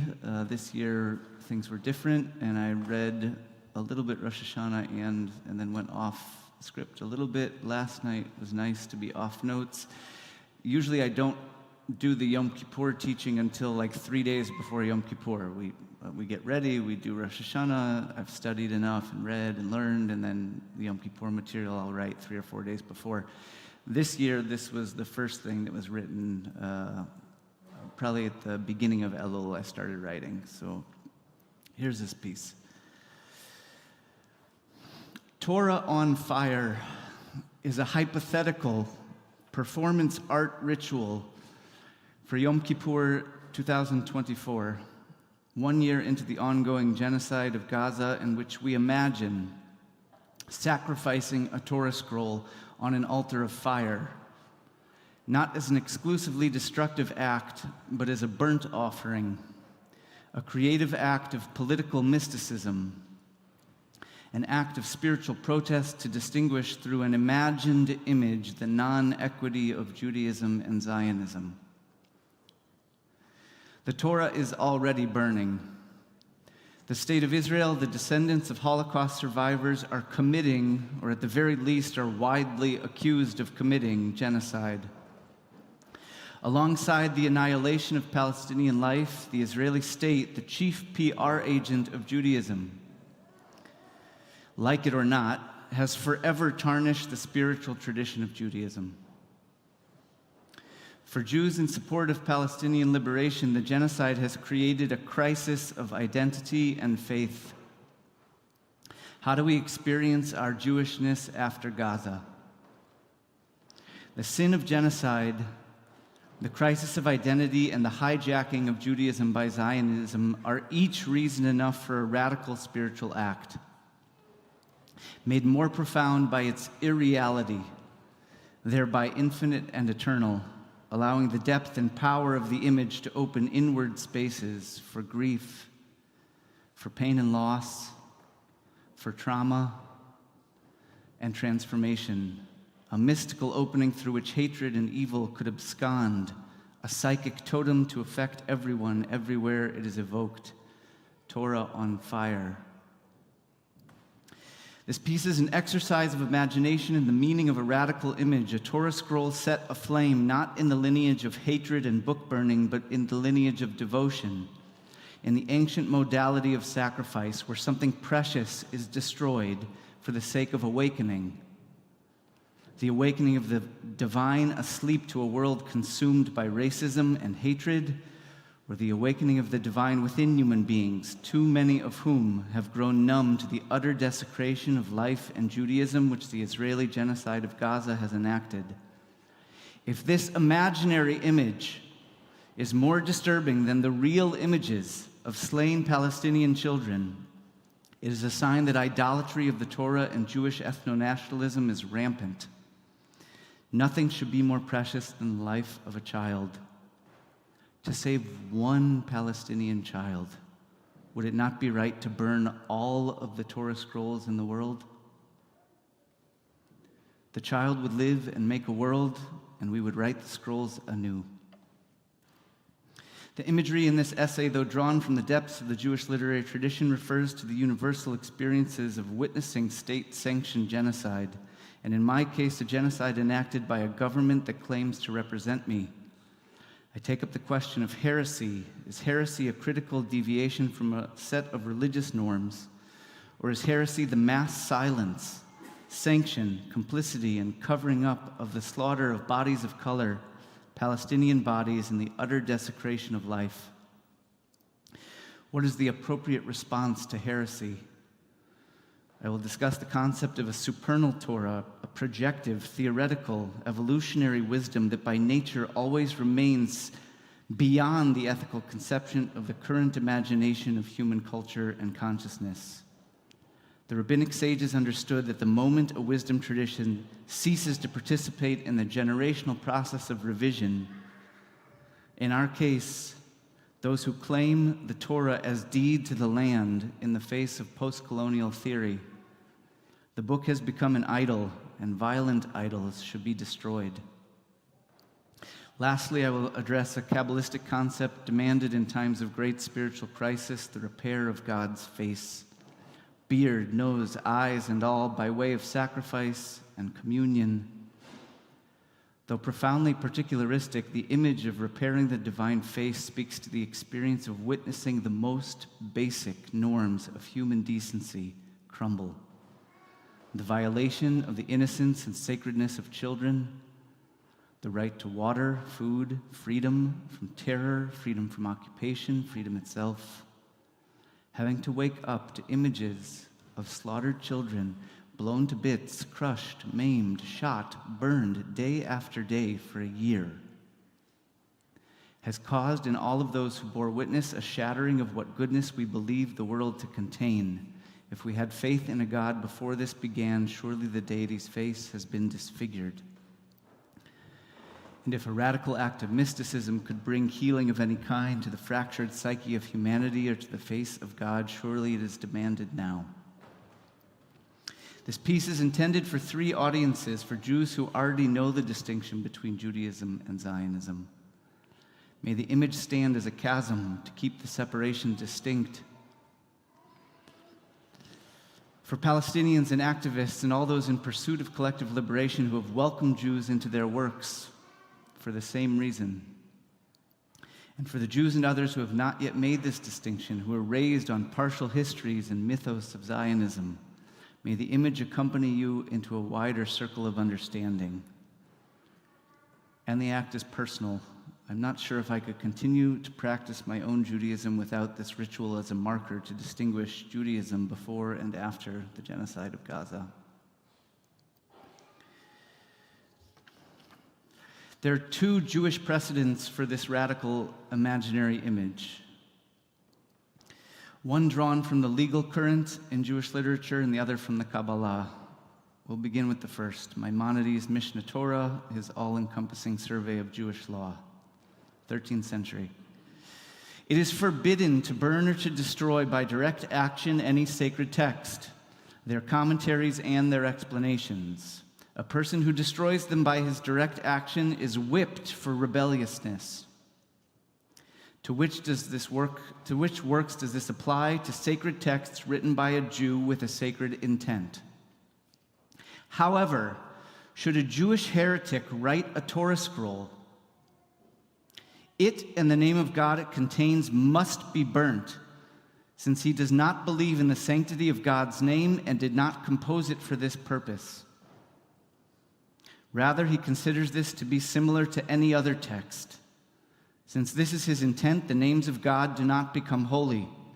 It is a mitzvah to burn it so that no remembrance will be left of the heretics or their deeds. What is a heretic? We could suppose that my answer in Maimonides would not be the same. 1,000 years separate Maimonides' text from the present moment, and yet Judaism was predicated on the process of re-envisioning the law in every generation. Maybe Maimonides would define heretics differently were he writing in our day. Maybe our actions can heal the flawed visions of our ancestors imprisoned in the racisms of another time.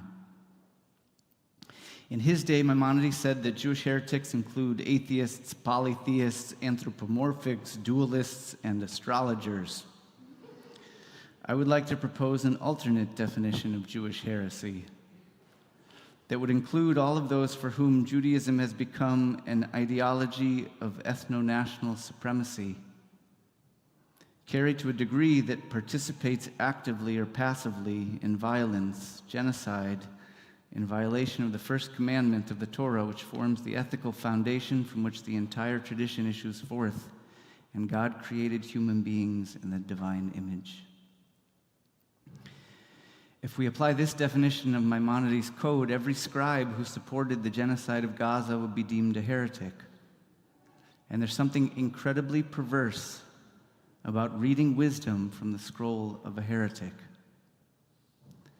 By this train of thought, we could imagine that the law commands us to burn most Torah scrolls in existence, surely those written this year and all of those written by ideologues of violent Jewish supremacism. What if we chose a scroll by lottery, like the goats of the Yom Kippur sacrifice? The scroll is old, its letters are fading, and its edges are torn. It was written some years before 2023-24. It may have been composed before the foundation of the State of Israel. It may have been composed from within the ashes of the Holocaust. Likely it was composed by a religious Jewish man of the 20th century who represents one point in the long, arcing development of consciousness. His years of life pivotal in the evolution from tribalism and ethno-nationalism to humanism and collective liberation. The sacrifice of his scroll then represents an offering of goodbye to the evils that tribalism has wrought upon the earth. The other precedent, less literal but more intriguing to me, is a concept that appears in the literature, both in the Midrash and the Kabbalah, of a supernal Torah. Supernal, heavenly. Here is one of the Midrashic references to the concept. Rabbi Chanina Bar Yitzchak said, there are 3 microcosms. Sleep is a microcosm of death. Dreams are a microcosm of prophecy. Shabbat is a microcosm of the world to come.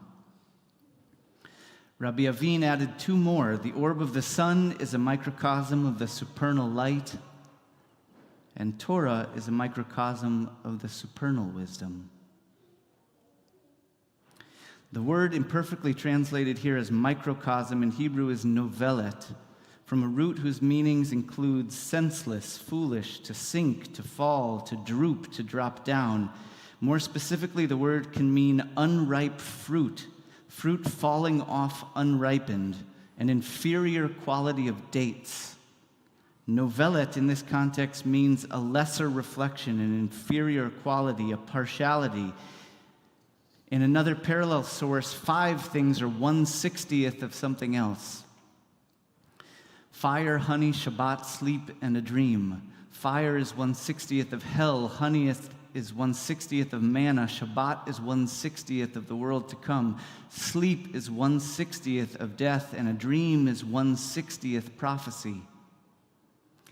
We could debate the fractions, and the Torah is not included on this list, but we could infer something along these lines. The Torah that ascribe authors with their hands, the Torah that we read from and lift in adulation, the Torah from which we draw our history and culture, spirituality and ethic, is 1/60th of the supernal Torah. The book of wisdom from which we take guidance is a diminished reflection, an inferior date, burned by the scorches of the sun or blown from the palm tree too early by the wind.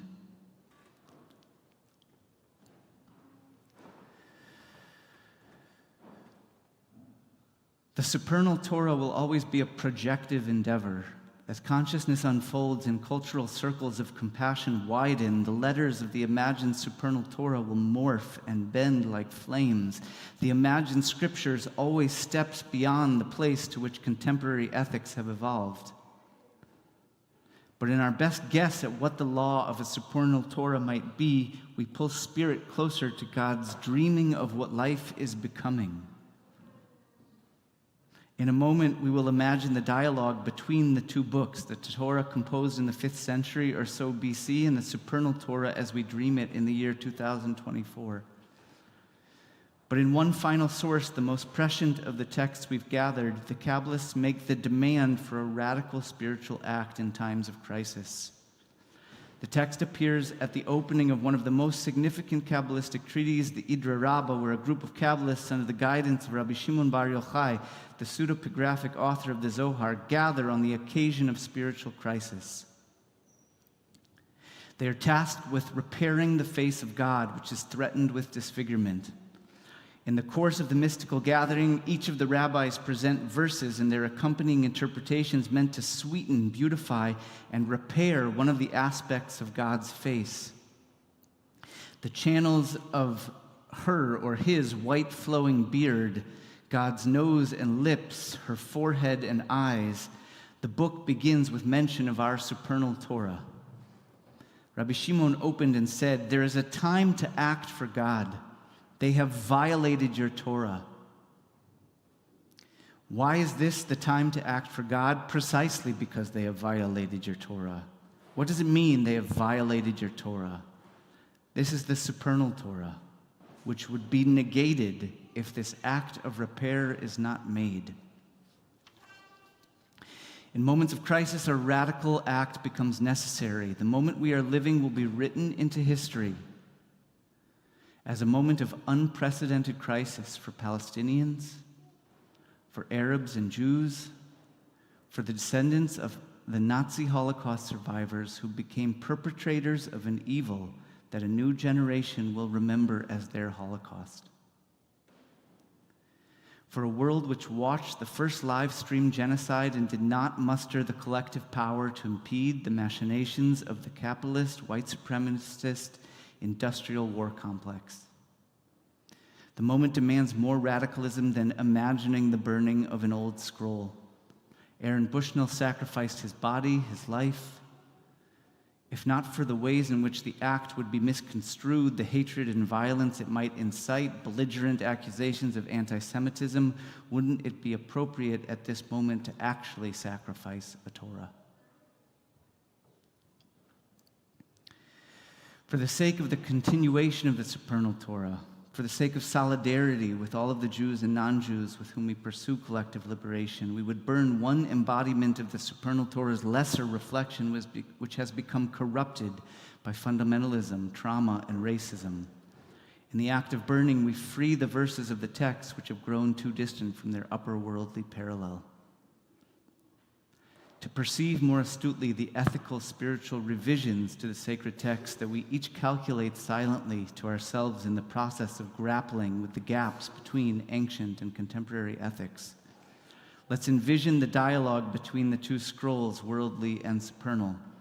The text in italics is my guess at how the supernal scroll reads from the vantage of a rabbi living and writing in the year 2024. Genesis 1:27, and God created human beings in the divine image. The supernal scroll reads, and God created every living thing in the divine image. Exodus 20:13, you shall not murder. The supernal scroll, every soul is a world. You shall not murder. Genesis 13:15, all the land you see, I will give it to you and to your seed forever. Land is ownerless, an ephemeral gift to steward, that the beauty and fruits of the land renew themselves in every generation. Exodus 23:9, you shall not oppress a stranger, for you know the feelings of the stranger, having yourselves been strangers in the land of Egypt.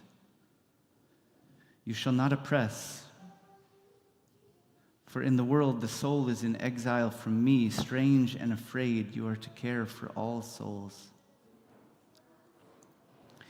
Exodus 22:17, kill witches. Witches are magic. Go to them for transformation. Leviticus 18:22, do not lie with a male as one lies with a woman. It is an abhorrence. Make love to everything. Deuteronomy 25:19, blot out the memory of Amalek from under heaven. Human beings will do great harm to one another. You are responsible for healing the traumas done to you, not perpetuating them. Genesis 17:5, and you will no longer be called Avram, your name will be Abraham. I will make you the father of a multitude of nations. You will be called by your descendants Avraham, Ibrahim, and they will know peace when they remember how a father loves all of his children. Our dialogue recalls the image which opens the rabbinic commentary on Genesis. How is the Torah composed? Letters of black fire carved upon white fire. Fire whose power is at once creative and destructive, whose physical form is by nature metamorphic. The heresy of all fundamentalists is a fixation of divine forms which are inherently dynamic, unfixable. As Octavia Butler wrote, all that you touch, you change. All that you change changes you. The only lasting truth is change. God is change.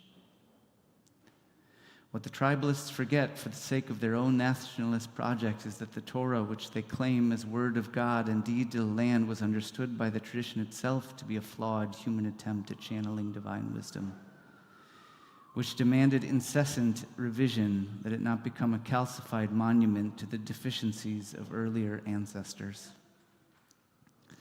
The Kabbalists of the Ider Rabbah reinterpreted the verses of the Torah just as we have in order to repair the channels that flow eternally between God and the created universe.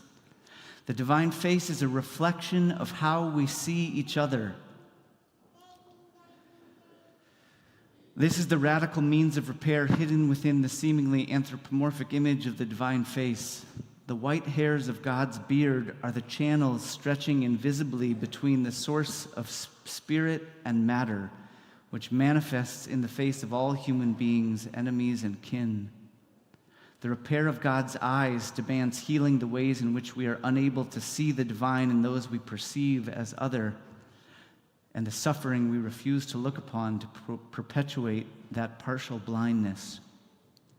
The repair of God's ears necessitates attunement to the truths we shut out because they are too painful to concede. The repair of God's lips begs a renouncement of the lies and half-truths we allow our lips to speak. And while there is potency in the metaphor of a divine face as a living medium, there's something harrowing in the use of this imagery when countless Palestinians, many of them children, have suffered great physical disfigurement by the bombs and fires of Israeli brutality. I have witnessed some of those souls in the midst of their torture and trauma. I can see in their eyes, their faces,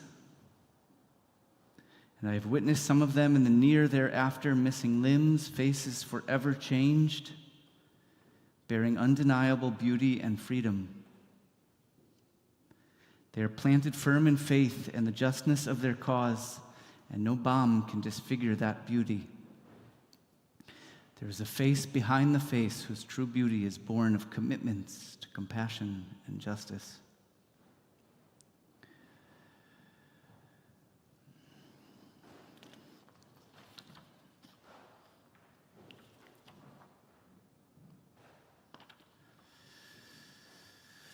If we sacrifice the Torah, then maybe we wouldn't need to sacrifice the whole scroll. Maybe a few sheets from the scroll would be enough. Maybe we'd sacrifice the book of Deuteronomy. As at the binding of Isaac, the child was spared, but he did not walk away unscathed. Some of the commentaries say Abraham sacrificed a quart of blood, an ear. His eyes were left on the mountain, blinded by trauma. We aren't walking away unscathed. The Greek title of the fifth and final book of the Torah is Second Law, given that name because it's a second telling of laws and stories that were already written into the earlier books of the Torah. Even before Spinoza and literary criticism, the rabbis knew it too. They said the first 4 books were dictated by God, but Deuteronomy was written by Moses in his own words. In the second telling of stories, the opportunity presents itself to amend the flaws of the text as they appear in real time. The second text represents the distance which is necessary in fields of trauma and integration. In experiences of violence and trauma, the subject freezes and dissociates, a part of the psyche for the sake of self-preservation. The site of that psychic split between first and recurrent tellings becomes the abode of trauma. Left unattended, the distorted, violated, and violent first tellings will reenact themselves until a second telling comes and offers the traumatized an identity beyond victimization. The Zionist appropriation of the Torah and the Holocaust are one and the same. First tellings frozen in supreme victimhood, used as a trump card to reenact the very evils that were done to Jews throughout the generations. In sacrificing Deuteronomy, we create an emptiness from which new retellings of the stories could emerge. Okay, call the image of, imagine yourself now in front of the altar. You're holding the scroll.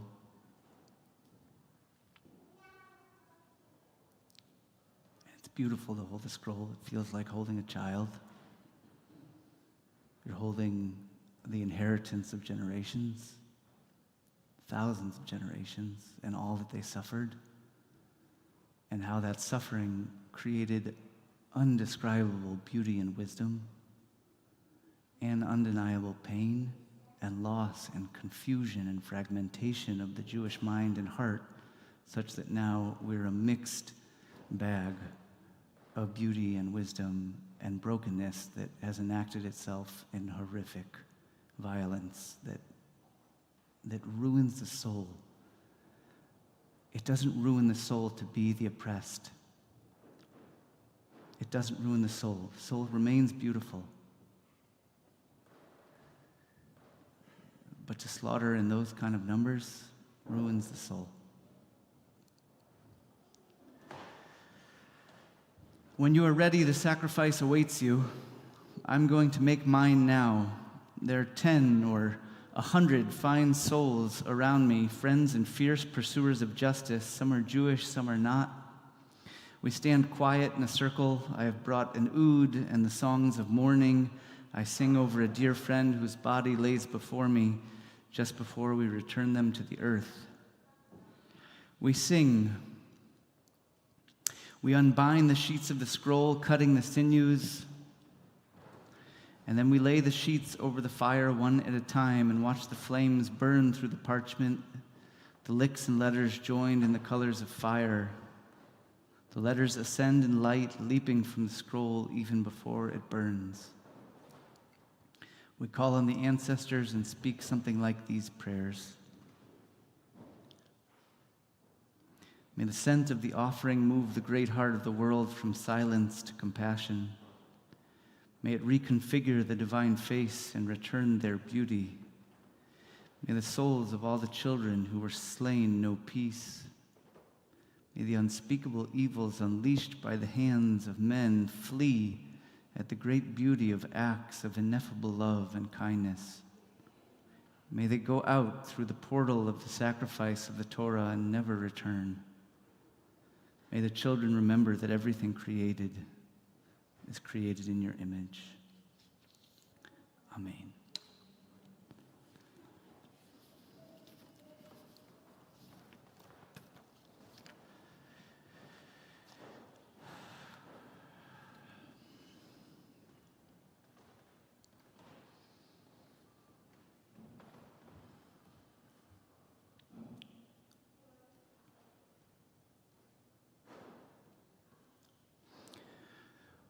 We're going to move into the Yizkor service. I'm going to chant. I wasn't planning to. I'm going to chant now the El Mistater, which Anna's going to be. We're going to have 3 speakers for Yizkor. It's our custom at Temenos. I was about to say the new shul. It's our custom at Temenos to have mourners speak during Yizkor. And Anna's mama was buried how many months ago? 6. And on Wednesday, I went to go visit her grave. And I came and I walked, and Miss Debbie Lee chose to have a natural burial. And so I had to make my way through the forest, and it had been raining during the funeral. It was pouring rain. And there were requests for music, so I was standing there with a guitar playing The Water is Wide and Joni Mitchell while we buried Debbie Lee. And I found the right spot, and I made the prayer that I'll sing for you in a moment. And then I called Anna, and I said, am I in the right spot? And she checked the numbers, and I was in the right spot. So we're going to welcome all the souls who are mourning.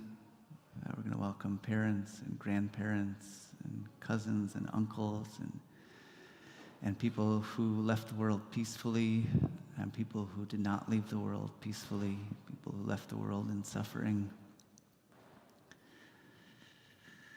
A Yizkor service.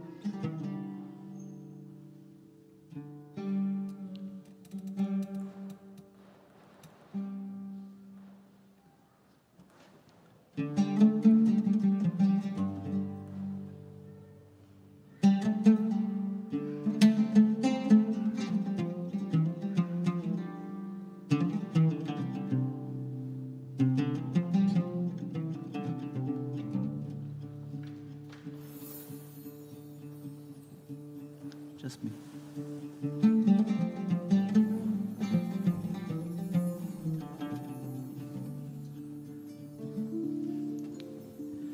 אל מסתתר ושפרי רחב יום השכל הנעלם מכל רעיון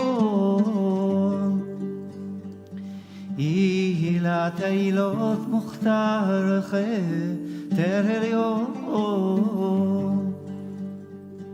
כתרינו לך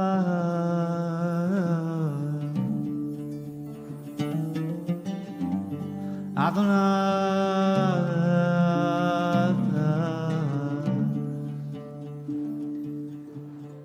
בראשית תורתך הקדומה רשומה חכמתך הסתומה מאין תימצאי נעלמה ראשית חוכמה יראה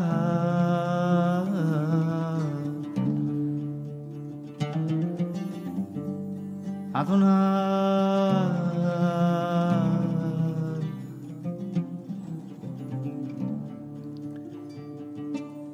רחובות הנהר הנחלי אמונה מי עמוקים ידלם ישתבונה תוצאותיה 50 שערי בינה עונים נושא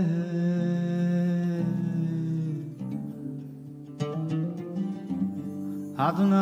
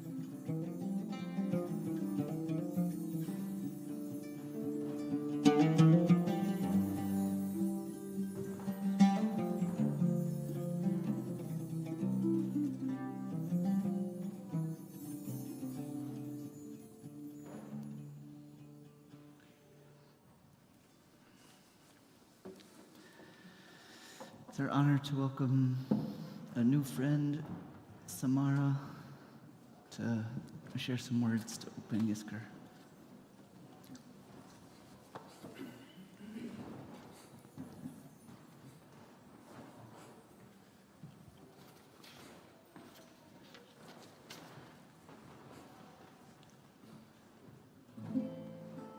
One second, Samara.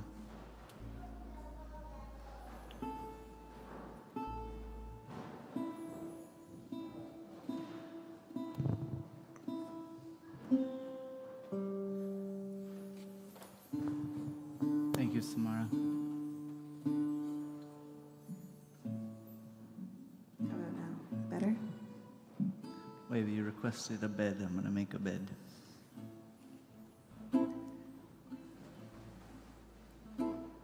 I can't believe I wrote this a year ago.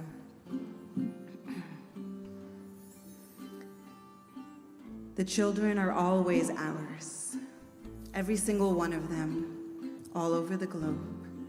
And I am beginning to suspect that whoever is incapable of recognizing this may be incapable of morality. James Baldwin. I'm nursing my 6-month-old daughter as I write this. Her breath slows as our nervous systems co-regulate. I pray she doesn't feel the shattering of my heart from the ricochets of grief I've somatized from mothers everywhere. No matter the languages we lull our babies to sleep in, her pain is my pain. Her prayers are my prayers, her children, my children. As wars we never asked for rage and catch like wildfires in our names, we sing to our babies. What if we refuse to relinquish our humanity?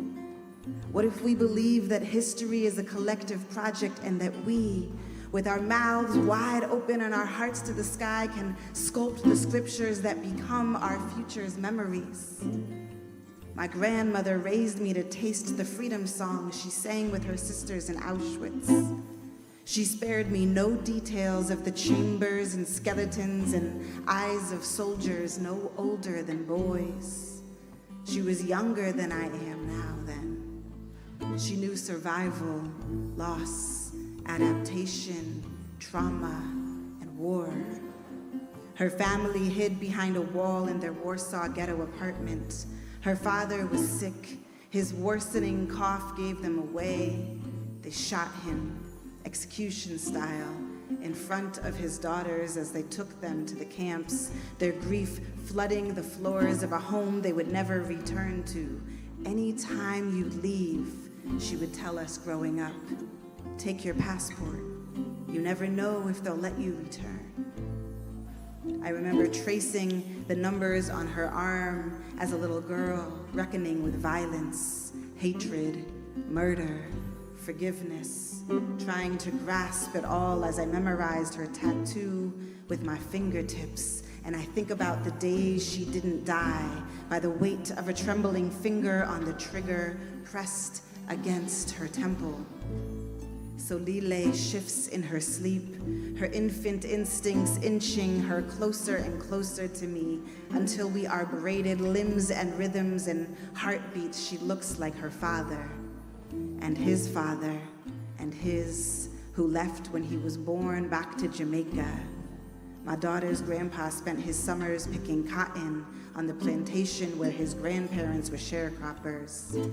He lives alone now in that same small town of South Carolina on purpose, to be with his trauma, an 80-year-old man dancing with his shadow on plantations. His larger-than-life-size paintings never don't have cotton in them.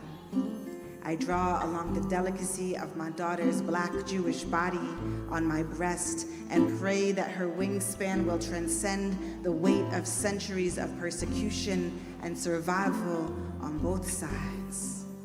I labored in the wake of Breonna Taylor's murder with my first in 2020, born at home under quarantine while COVID ravaged my city, this country, the globe. Passed through the places in me where trauma still lives from the violence I survived, to give birth to my daughter, her sacred brown body scriptured with prayer. And I think about the day I didn't die by the weight of a trembling finger on the trigger pressed against my temple. I wonder what she might have absorbed as she moved through me to get here. And if here is a place I want to offer her, where we kneel on black men's necks and send our dollars to decimate generations to come, where we justify genocide with genocide. As sirens wail and mothers wail, I pray my milk won't curdle. Her father's father died when he was still a boy. His mother too. Addiction raiding his Harlem home like the Nazis, my grandmother's. The architecture of his absence etched from trauma, the beat of his bravado, a buoy. And I think about the days he didn't die by the weight of a trembling finger on the trigger pressed against his temple. We know that hurt people hurt people. I whisper it like a mantra to myself as I raise this baby alone in isolation. Mahala calls Solile's father daddy now. His father, her grandpa. They paint on a shared page of a sketchbook in the heat of early summer, running their colors together with a brush of water, singing a song they made up about the sky. I watch his gaze follow a shifting cloud. His eyes water slightly through his smile. He always looks a little sad, even when he smiles. I wonder if he imagined he'd be painting rainbows with a 3-year-old in Brooklyn at 80 while holding his newborn granddaughter when he was counting cotton 7 decades ago. He dreams of Jamaica, wants to die there, where his father ran to. No matter how much scar tissue collects, we can't build fortresses around our hearts for very long without the consequence of calloused castles crumbling. I'm nursing my 6-month-old daughter. Her breath slows as our nervous systems co-regulate. I pray she doesn't feel the shattering of my heart from ricochets of grief I've somatized from mothers everywhere. No matter the languages we lull our babies to sleep in, their pain is my pain. Their prayers are my prayers. Their children, my children, as wars we never asked for rage and catch like wildfires in our names. We sing to our babies, mine are bronze and coppered, cast from the clay of survival, with ancestors whose bodies extinguished at the hands of oppressors for being black, for being Jews. Their names mean forgiveness. What will I tell my daughters who walk with the complexity of persecution and resilience in their DNA about the bombs dropped on Gaza, about the babies born to war and left for ash, about our leaders who lay together in beds of tyranny and terror? She deepens her tiny breath with such intention, it seems. She's teaching me, reminding me to ground, slow down, breathe, find my center. What if we refuse to relinquish our humanity? What if we believe that history is a collective project and that we, with our mouths wide open, with our hearts to the sky, can sculpt the scriptures that become our future's memories? When my grandmother died, the only thing I wanted from her home was a little embroidered piece of art that always hung on her wall. A little girl on a swing. Beside an empty swing she held onto like a friend, though no one's there. The words read, "When you're not around, I pretend you're here." It's smoke stained now from a fire I survived 6 years ago in a home. It hangs on our ancestor wall between photos of my daughter's great-grandparents sitting on their porch with smiles so deep no one could rob them of their joy. No one could rob them of their joy. I imagine her here today as I pass her needle-pointed heirloom, and I know she would rage and grieve and protest. How dare we? Genocide is happening in Palestine. Civilians are not their governments, and when a government as powerful as Israel ruthlessly bombs the mothers, the children, the elders of Gaza who have nowhere to go in the name of defense, we are living at the epicenter of a humanitarian catastrophe. And there is no call more urgent than the call for ceasefire that beckons us all in the name of my grandmother, who survived flogging, gas chambers, and hunger. How dare we?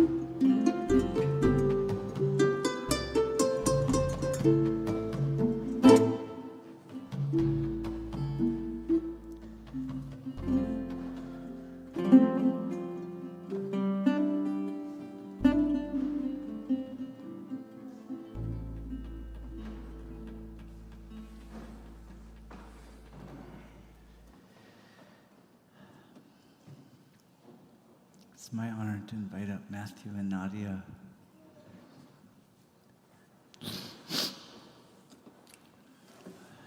And Selah, if you want to join or not.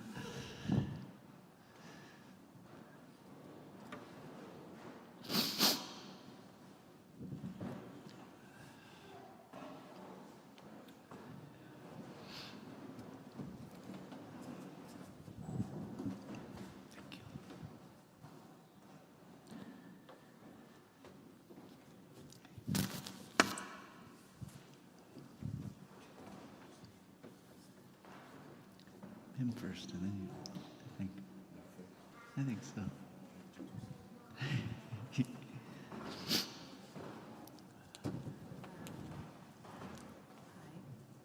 Hi, I'm Nadia.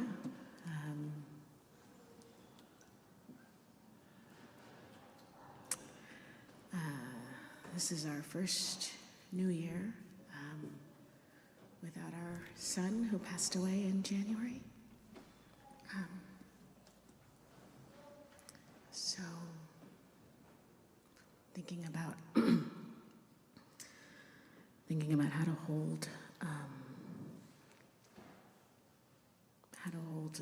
pain and loss, and also great joy in watching our other son, and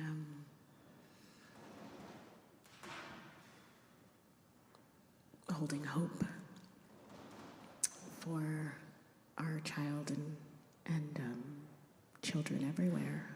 And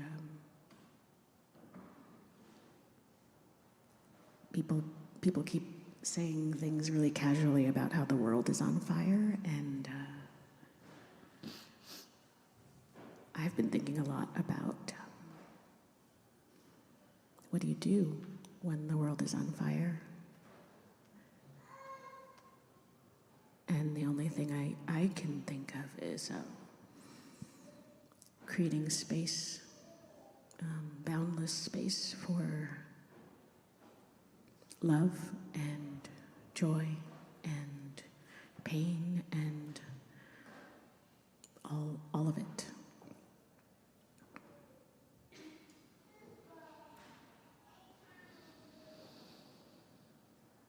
So, I think Matthew, did you want to read? Okay.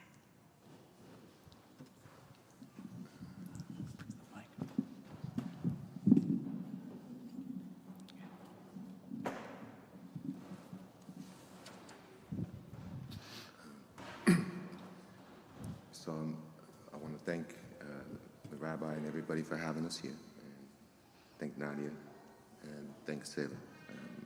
And when I was thinking of what to share and what to say, I'm still at a loss for words. And I was thinking about the importance of song and music. And I was thinking about where we are in the world and how we repair ourselves. And I recall the time in my life where I felt destitute and I was lost. And I found a writer by the name of Simon Ortiz. And his work inspired me so much that I found my way to the Acoma Pueblo in New Mexico, not to find him or to meet him, but to see the land that he so lovingly described and the people that he so lovingly described. And a few years later, I happened to be in Vermont, and he happened to be there too. And I guess, as we tend to do when we see a celebrity, for me, he was a celebrity. We kind of get nervous, you know. I was too timid. I didn't go up and speak with him.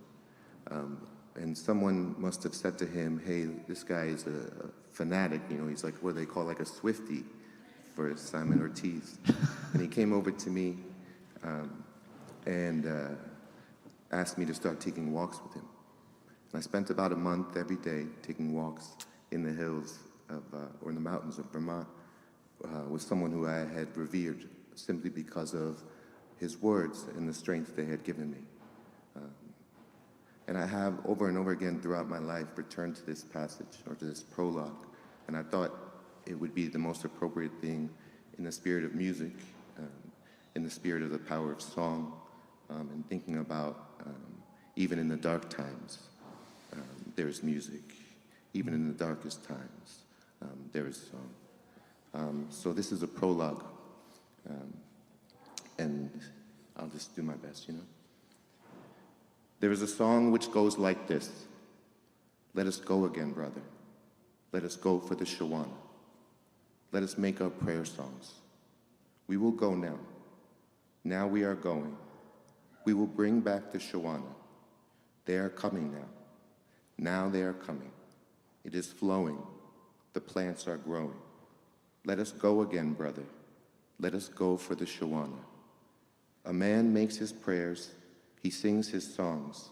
He considers all that is important and special to him, his home, children, his language, the self that he is. He must make spiritual and physical preparation before anything else. Only then does anything begin. A man leaves, he encounters all manners of things, he has adventures, meets people, acquires knowledge, goes different places. He is always looking. Sometimes the traveling is hazardous. Sometimes he finds meaning, and sometimes he is destitute. But he continues. He must. His traveling is a prayer as well, and he must keep on. A man returns, and even the returning has moments of despair and tragedy. But there is beauty and there is joy. At times he is confused, and at times he sees with utter clarity. It is all part of the traveling that is a prayer. There are things he must go through before he can bring back what he seeks, before he can return to himself. The rain comes and falls. The Shawana have heeded the man, and they have come. The man has brought back the rain. It falls, and it is nourishing. The man returns to the strength that his selfhood is, his home, his people, his language, the knowledge of who he is. The cycle has been traveled. Life has beauty and meaning, and it will continue because life has no end.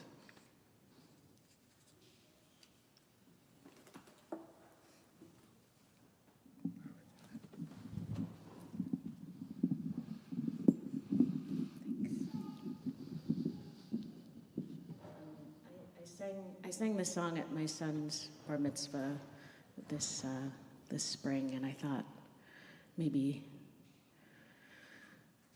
it would feel good to sing it again now.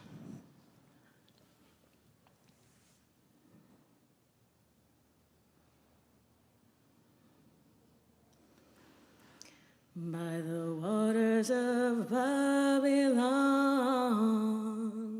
where we sat down, and where we wept,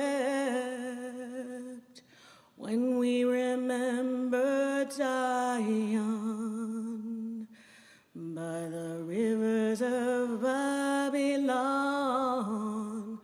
where we sat down, and where we wept, when we remembered Zion. All the wicked carried us away to captivity, required from us a song. How can we sing our holy song in a strange land? So let the words of our hearts and the meditations of our hearts be acceptable in thy sight, O Selah. Thank you.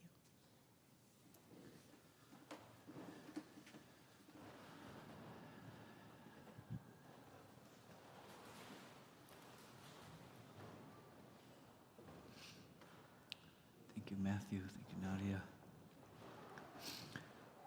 Anna's going to speak for us.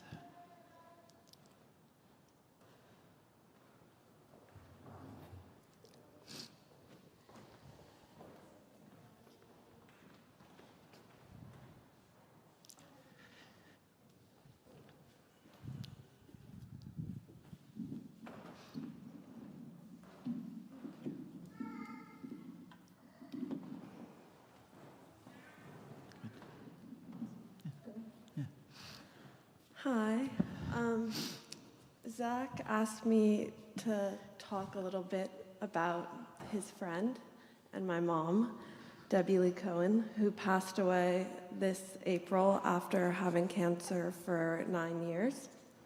And I've been trying to think a lot about what to say, and in doing that, I've been thinking about this idea, since Rosh Hashanah, this idea of art being a vessel to hold pain and sorrow and turn it into something that could be productive. And I think this is something that my mom embodied in many ways. She was an artist and spent a lot of her life working as a painter, an animator, and a set designer, but also dedicated a large part of her life to climate justice through art and education. And she had something that she and Zach share, I think, is this balance to have an imagination that was wide enough to envision new possibilities for the world and the future, but also the skills to turn that vision into tangible change. I think she saw art and activism very intertwined and had the ability to balance personal introspection that comes with many forms of making art, but also knowing that that needs to also bring people together in community to make change, which we are doing here today. I'm trying to also use my grief and sadness for her loss into something productive, mainly a reminder when I feel that sadness to be like her in the ways that I admire. She was very brave and honest to herself, but always while respecting the people around her. And she was also very strong, but a strength that was led through joy and kindness. She had the privilege to know that she was going to die soon for the year pretty much before she died. And anytime anyone would ask her how she was doing or if she was scared of dying, she would always respond that I'm bathing in gratitude. And so that's something that I'm trying to do as well. I think she felt very grateful to have life, even if she didn't know how much longer it would be, especially in this last year. Zach asked me to share if I've learned anything from mourning so far, and I wish that I had something great to say, but I think really I'm just trying to soak up all the wisdom of people who have mourned before me and are mourning with me, and from everything that she had taught me as well. So, thank you, Zach. I think your learning is coming along just fine. I love you. Thank you very much.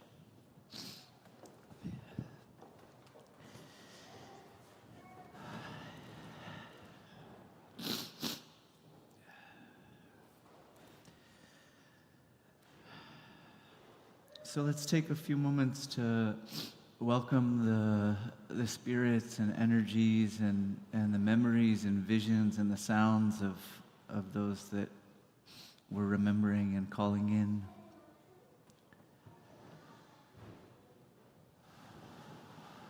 And we'll just sit together, each with our own people.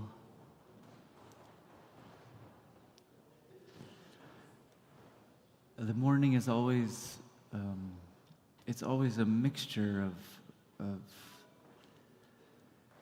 feeling into the pain of the tearing of the fabric, of that we're not ourselves, we're made between each other, and so when a person leaves, that fabric is torn, and the ways that we were able to be with them is not possible. But it's also a celebration of all the beauty that they made, the love that they made, the relationships they made, how they loved. And so to go back and forth between those two and one thing might be important in one moment, and another thing might be important in a different moment. So we'll just sit together for a few minutes.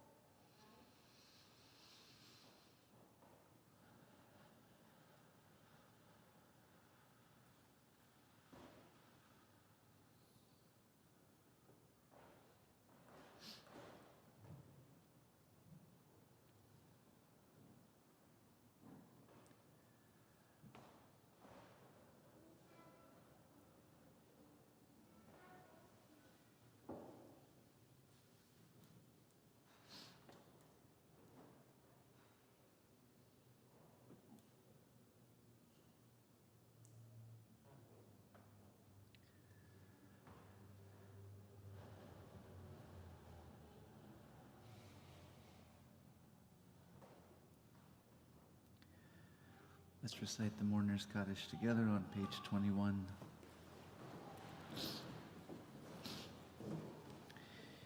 Yitkadal v'yitkadash Shmei Rabbah. If you'd like to stand, Be'alma divrach hirotei v'yamlich malchotei b'chayechon v'yomechon v'chayei techol beit Yisrael ba'agala v'zman kariv v'meru. Amen.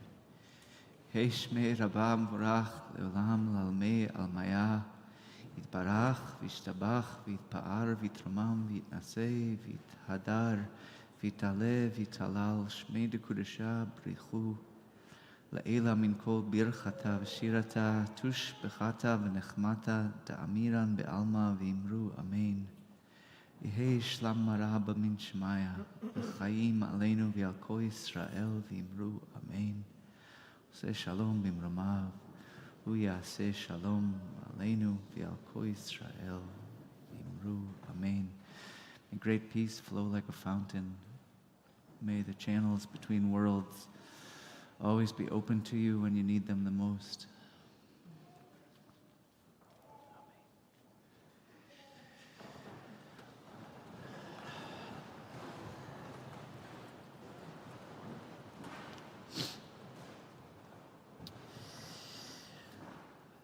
Thank you, everyone, for beautiful prayers. Let's give a little twinkle to everybody around us. Thank you for being with us, making community, making good, important space, I feel. We are not holding Ne'ilah this year. Next year, I promise we will hold Ne'ilah.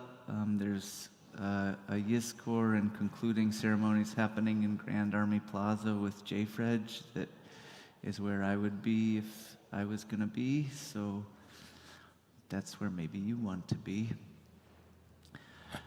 To all our new friends, thank you for finding us. If you didn't get on the mailing list, and if we're not good at the technical things, there's a way to get yourself onto the mailing list, and we are good at sending regular things, so come be around. Thank you, Yakuba Sissoko on the Korah. Thank you, Yotam, I'm forgetting your last name, Ben-Or, Yotam Ben-Or on the harmonica. Thank you, David Lismy on the bass. Thank you, Abba Diop on the sabar. Thank you, Tom and Jay, for making sure the whole world can watch if they want to. Thank you, friends, for bringing strong prayers. We're going to make a blessing of healing over you and over your ancestors, and that's how we'll say goodbye. It's Rafat Siri.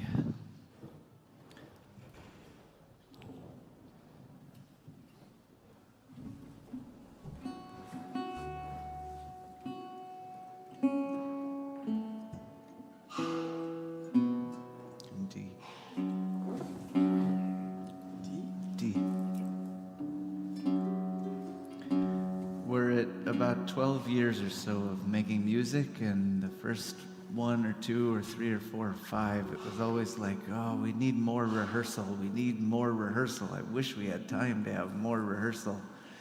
When we hit year 12, we didn't need rehearsal anymore. So do things for 12 years, and then rehearsal is overrated. It's better without rehearsal, some things.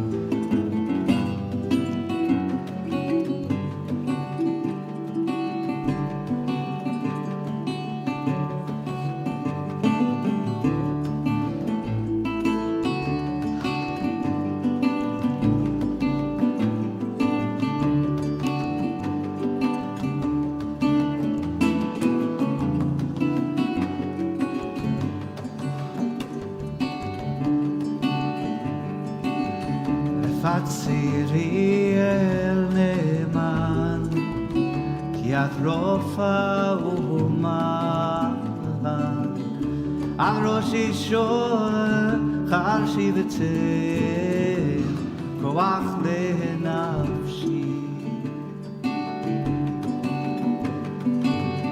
etach she'ar arachamim amu shochen ba'merot Allah dachim chazedach en merachim biladach.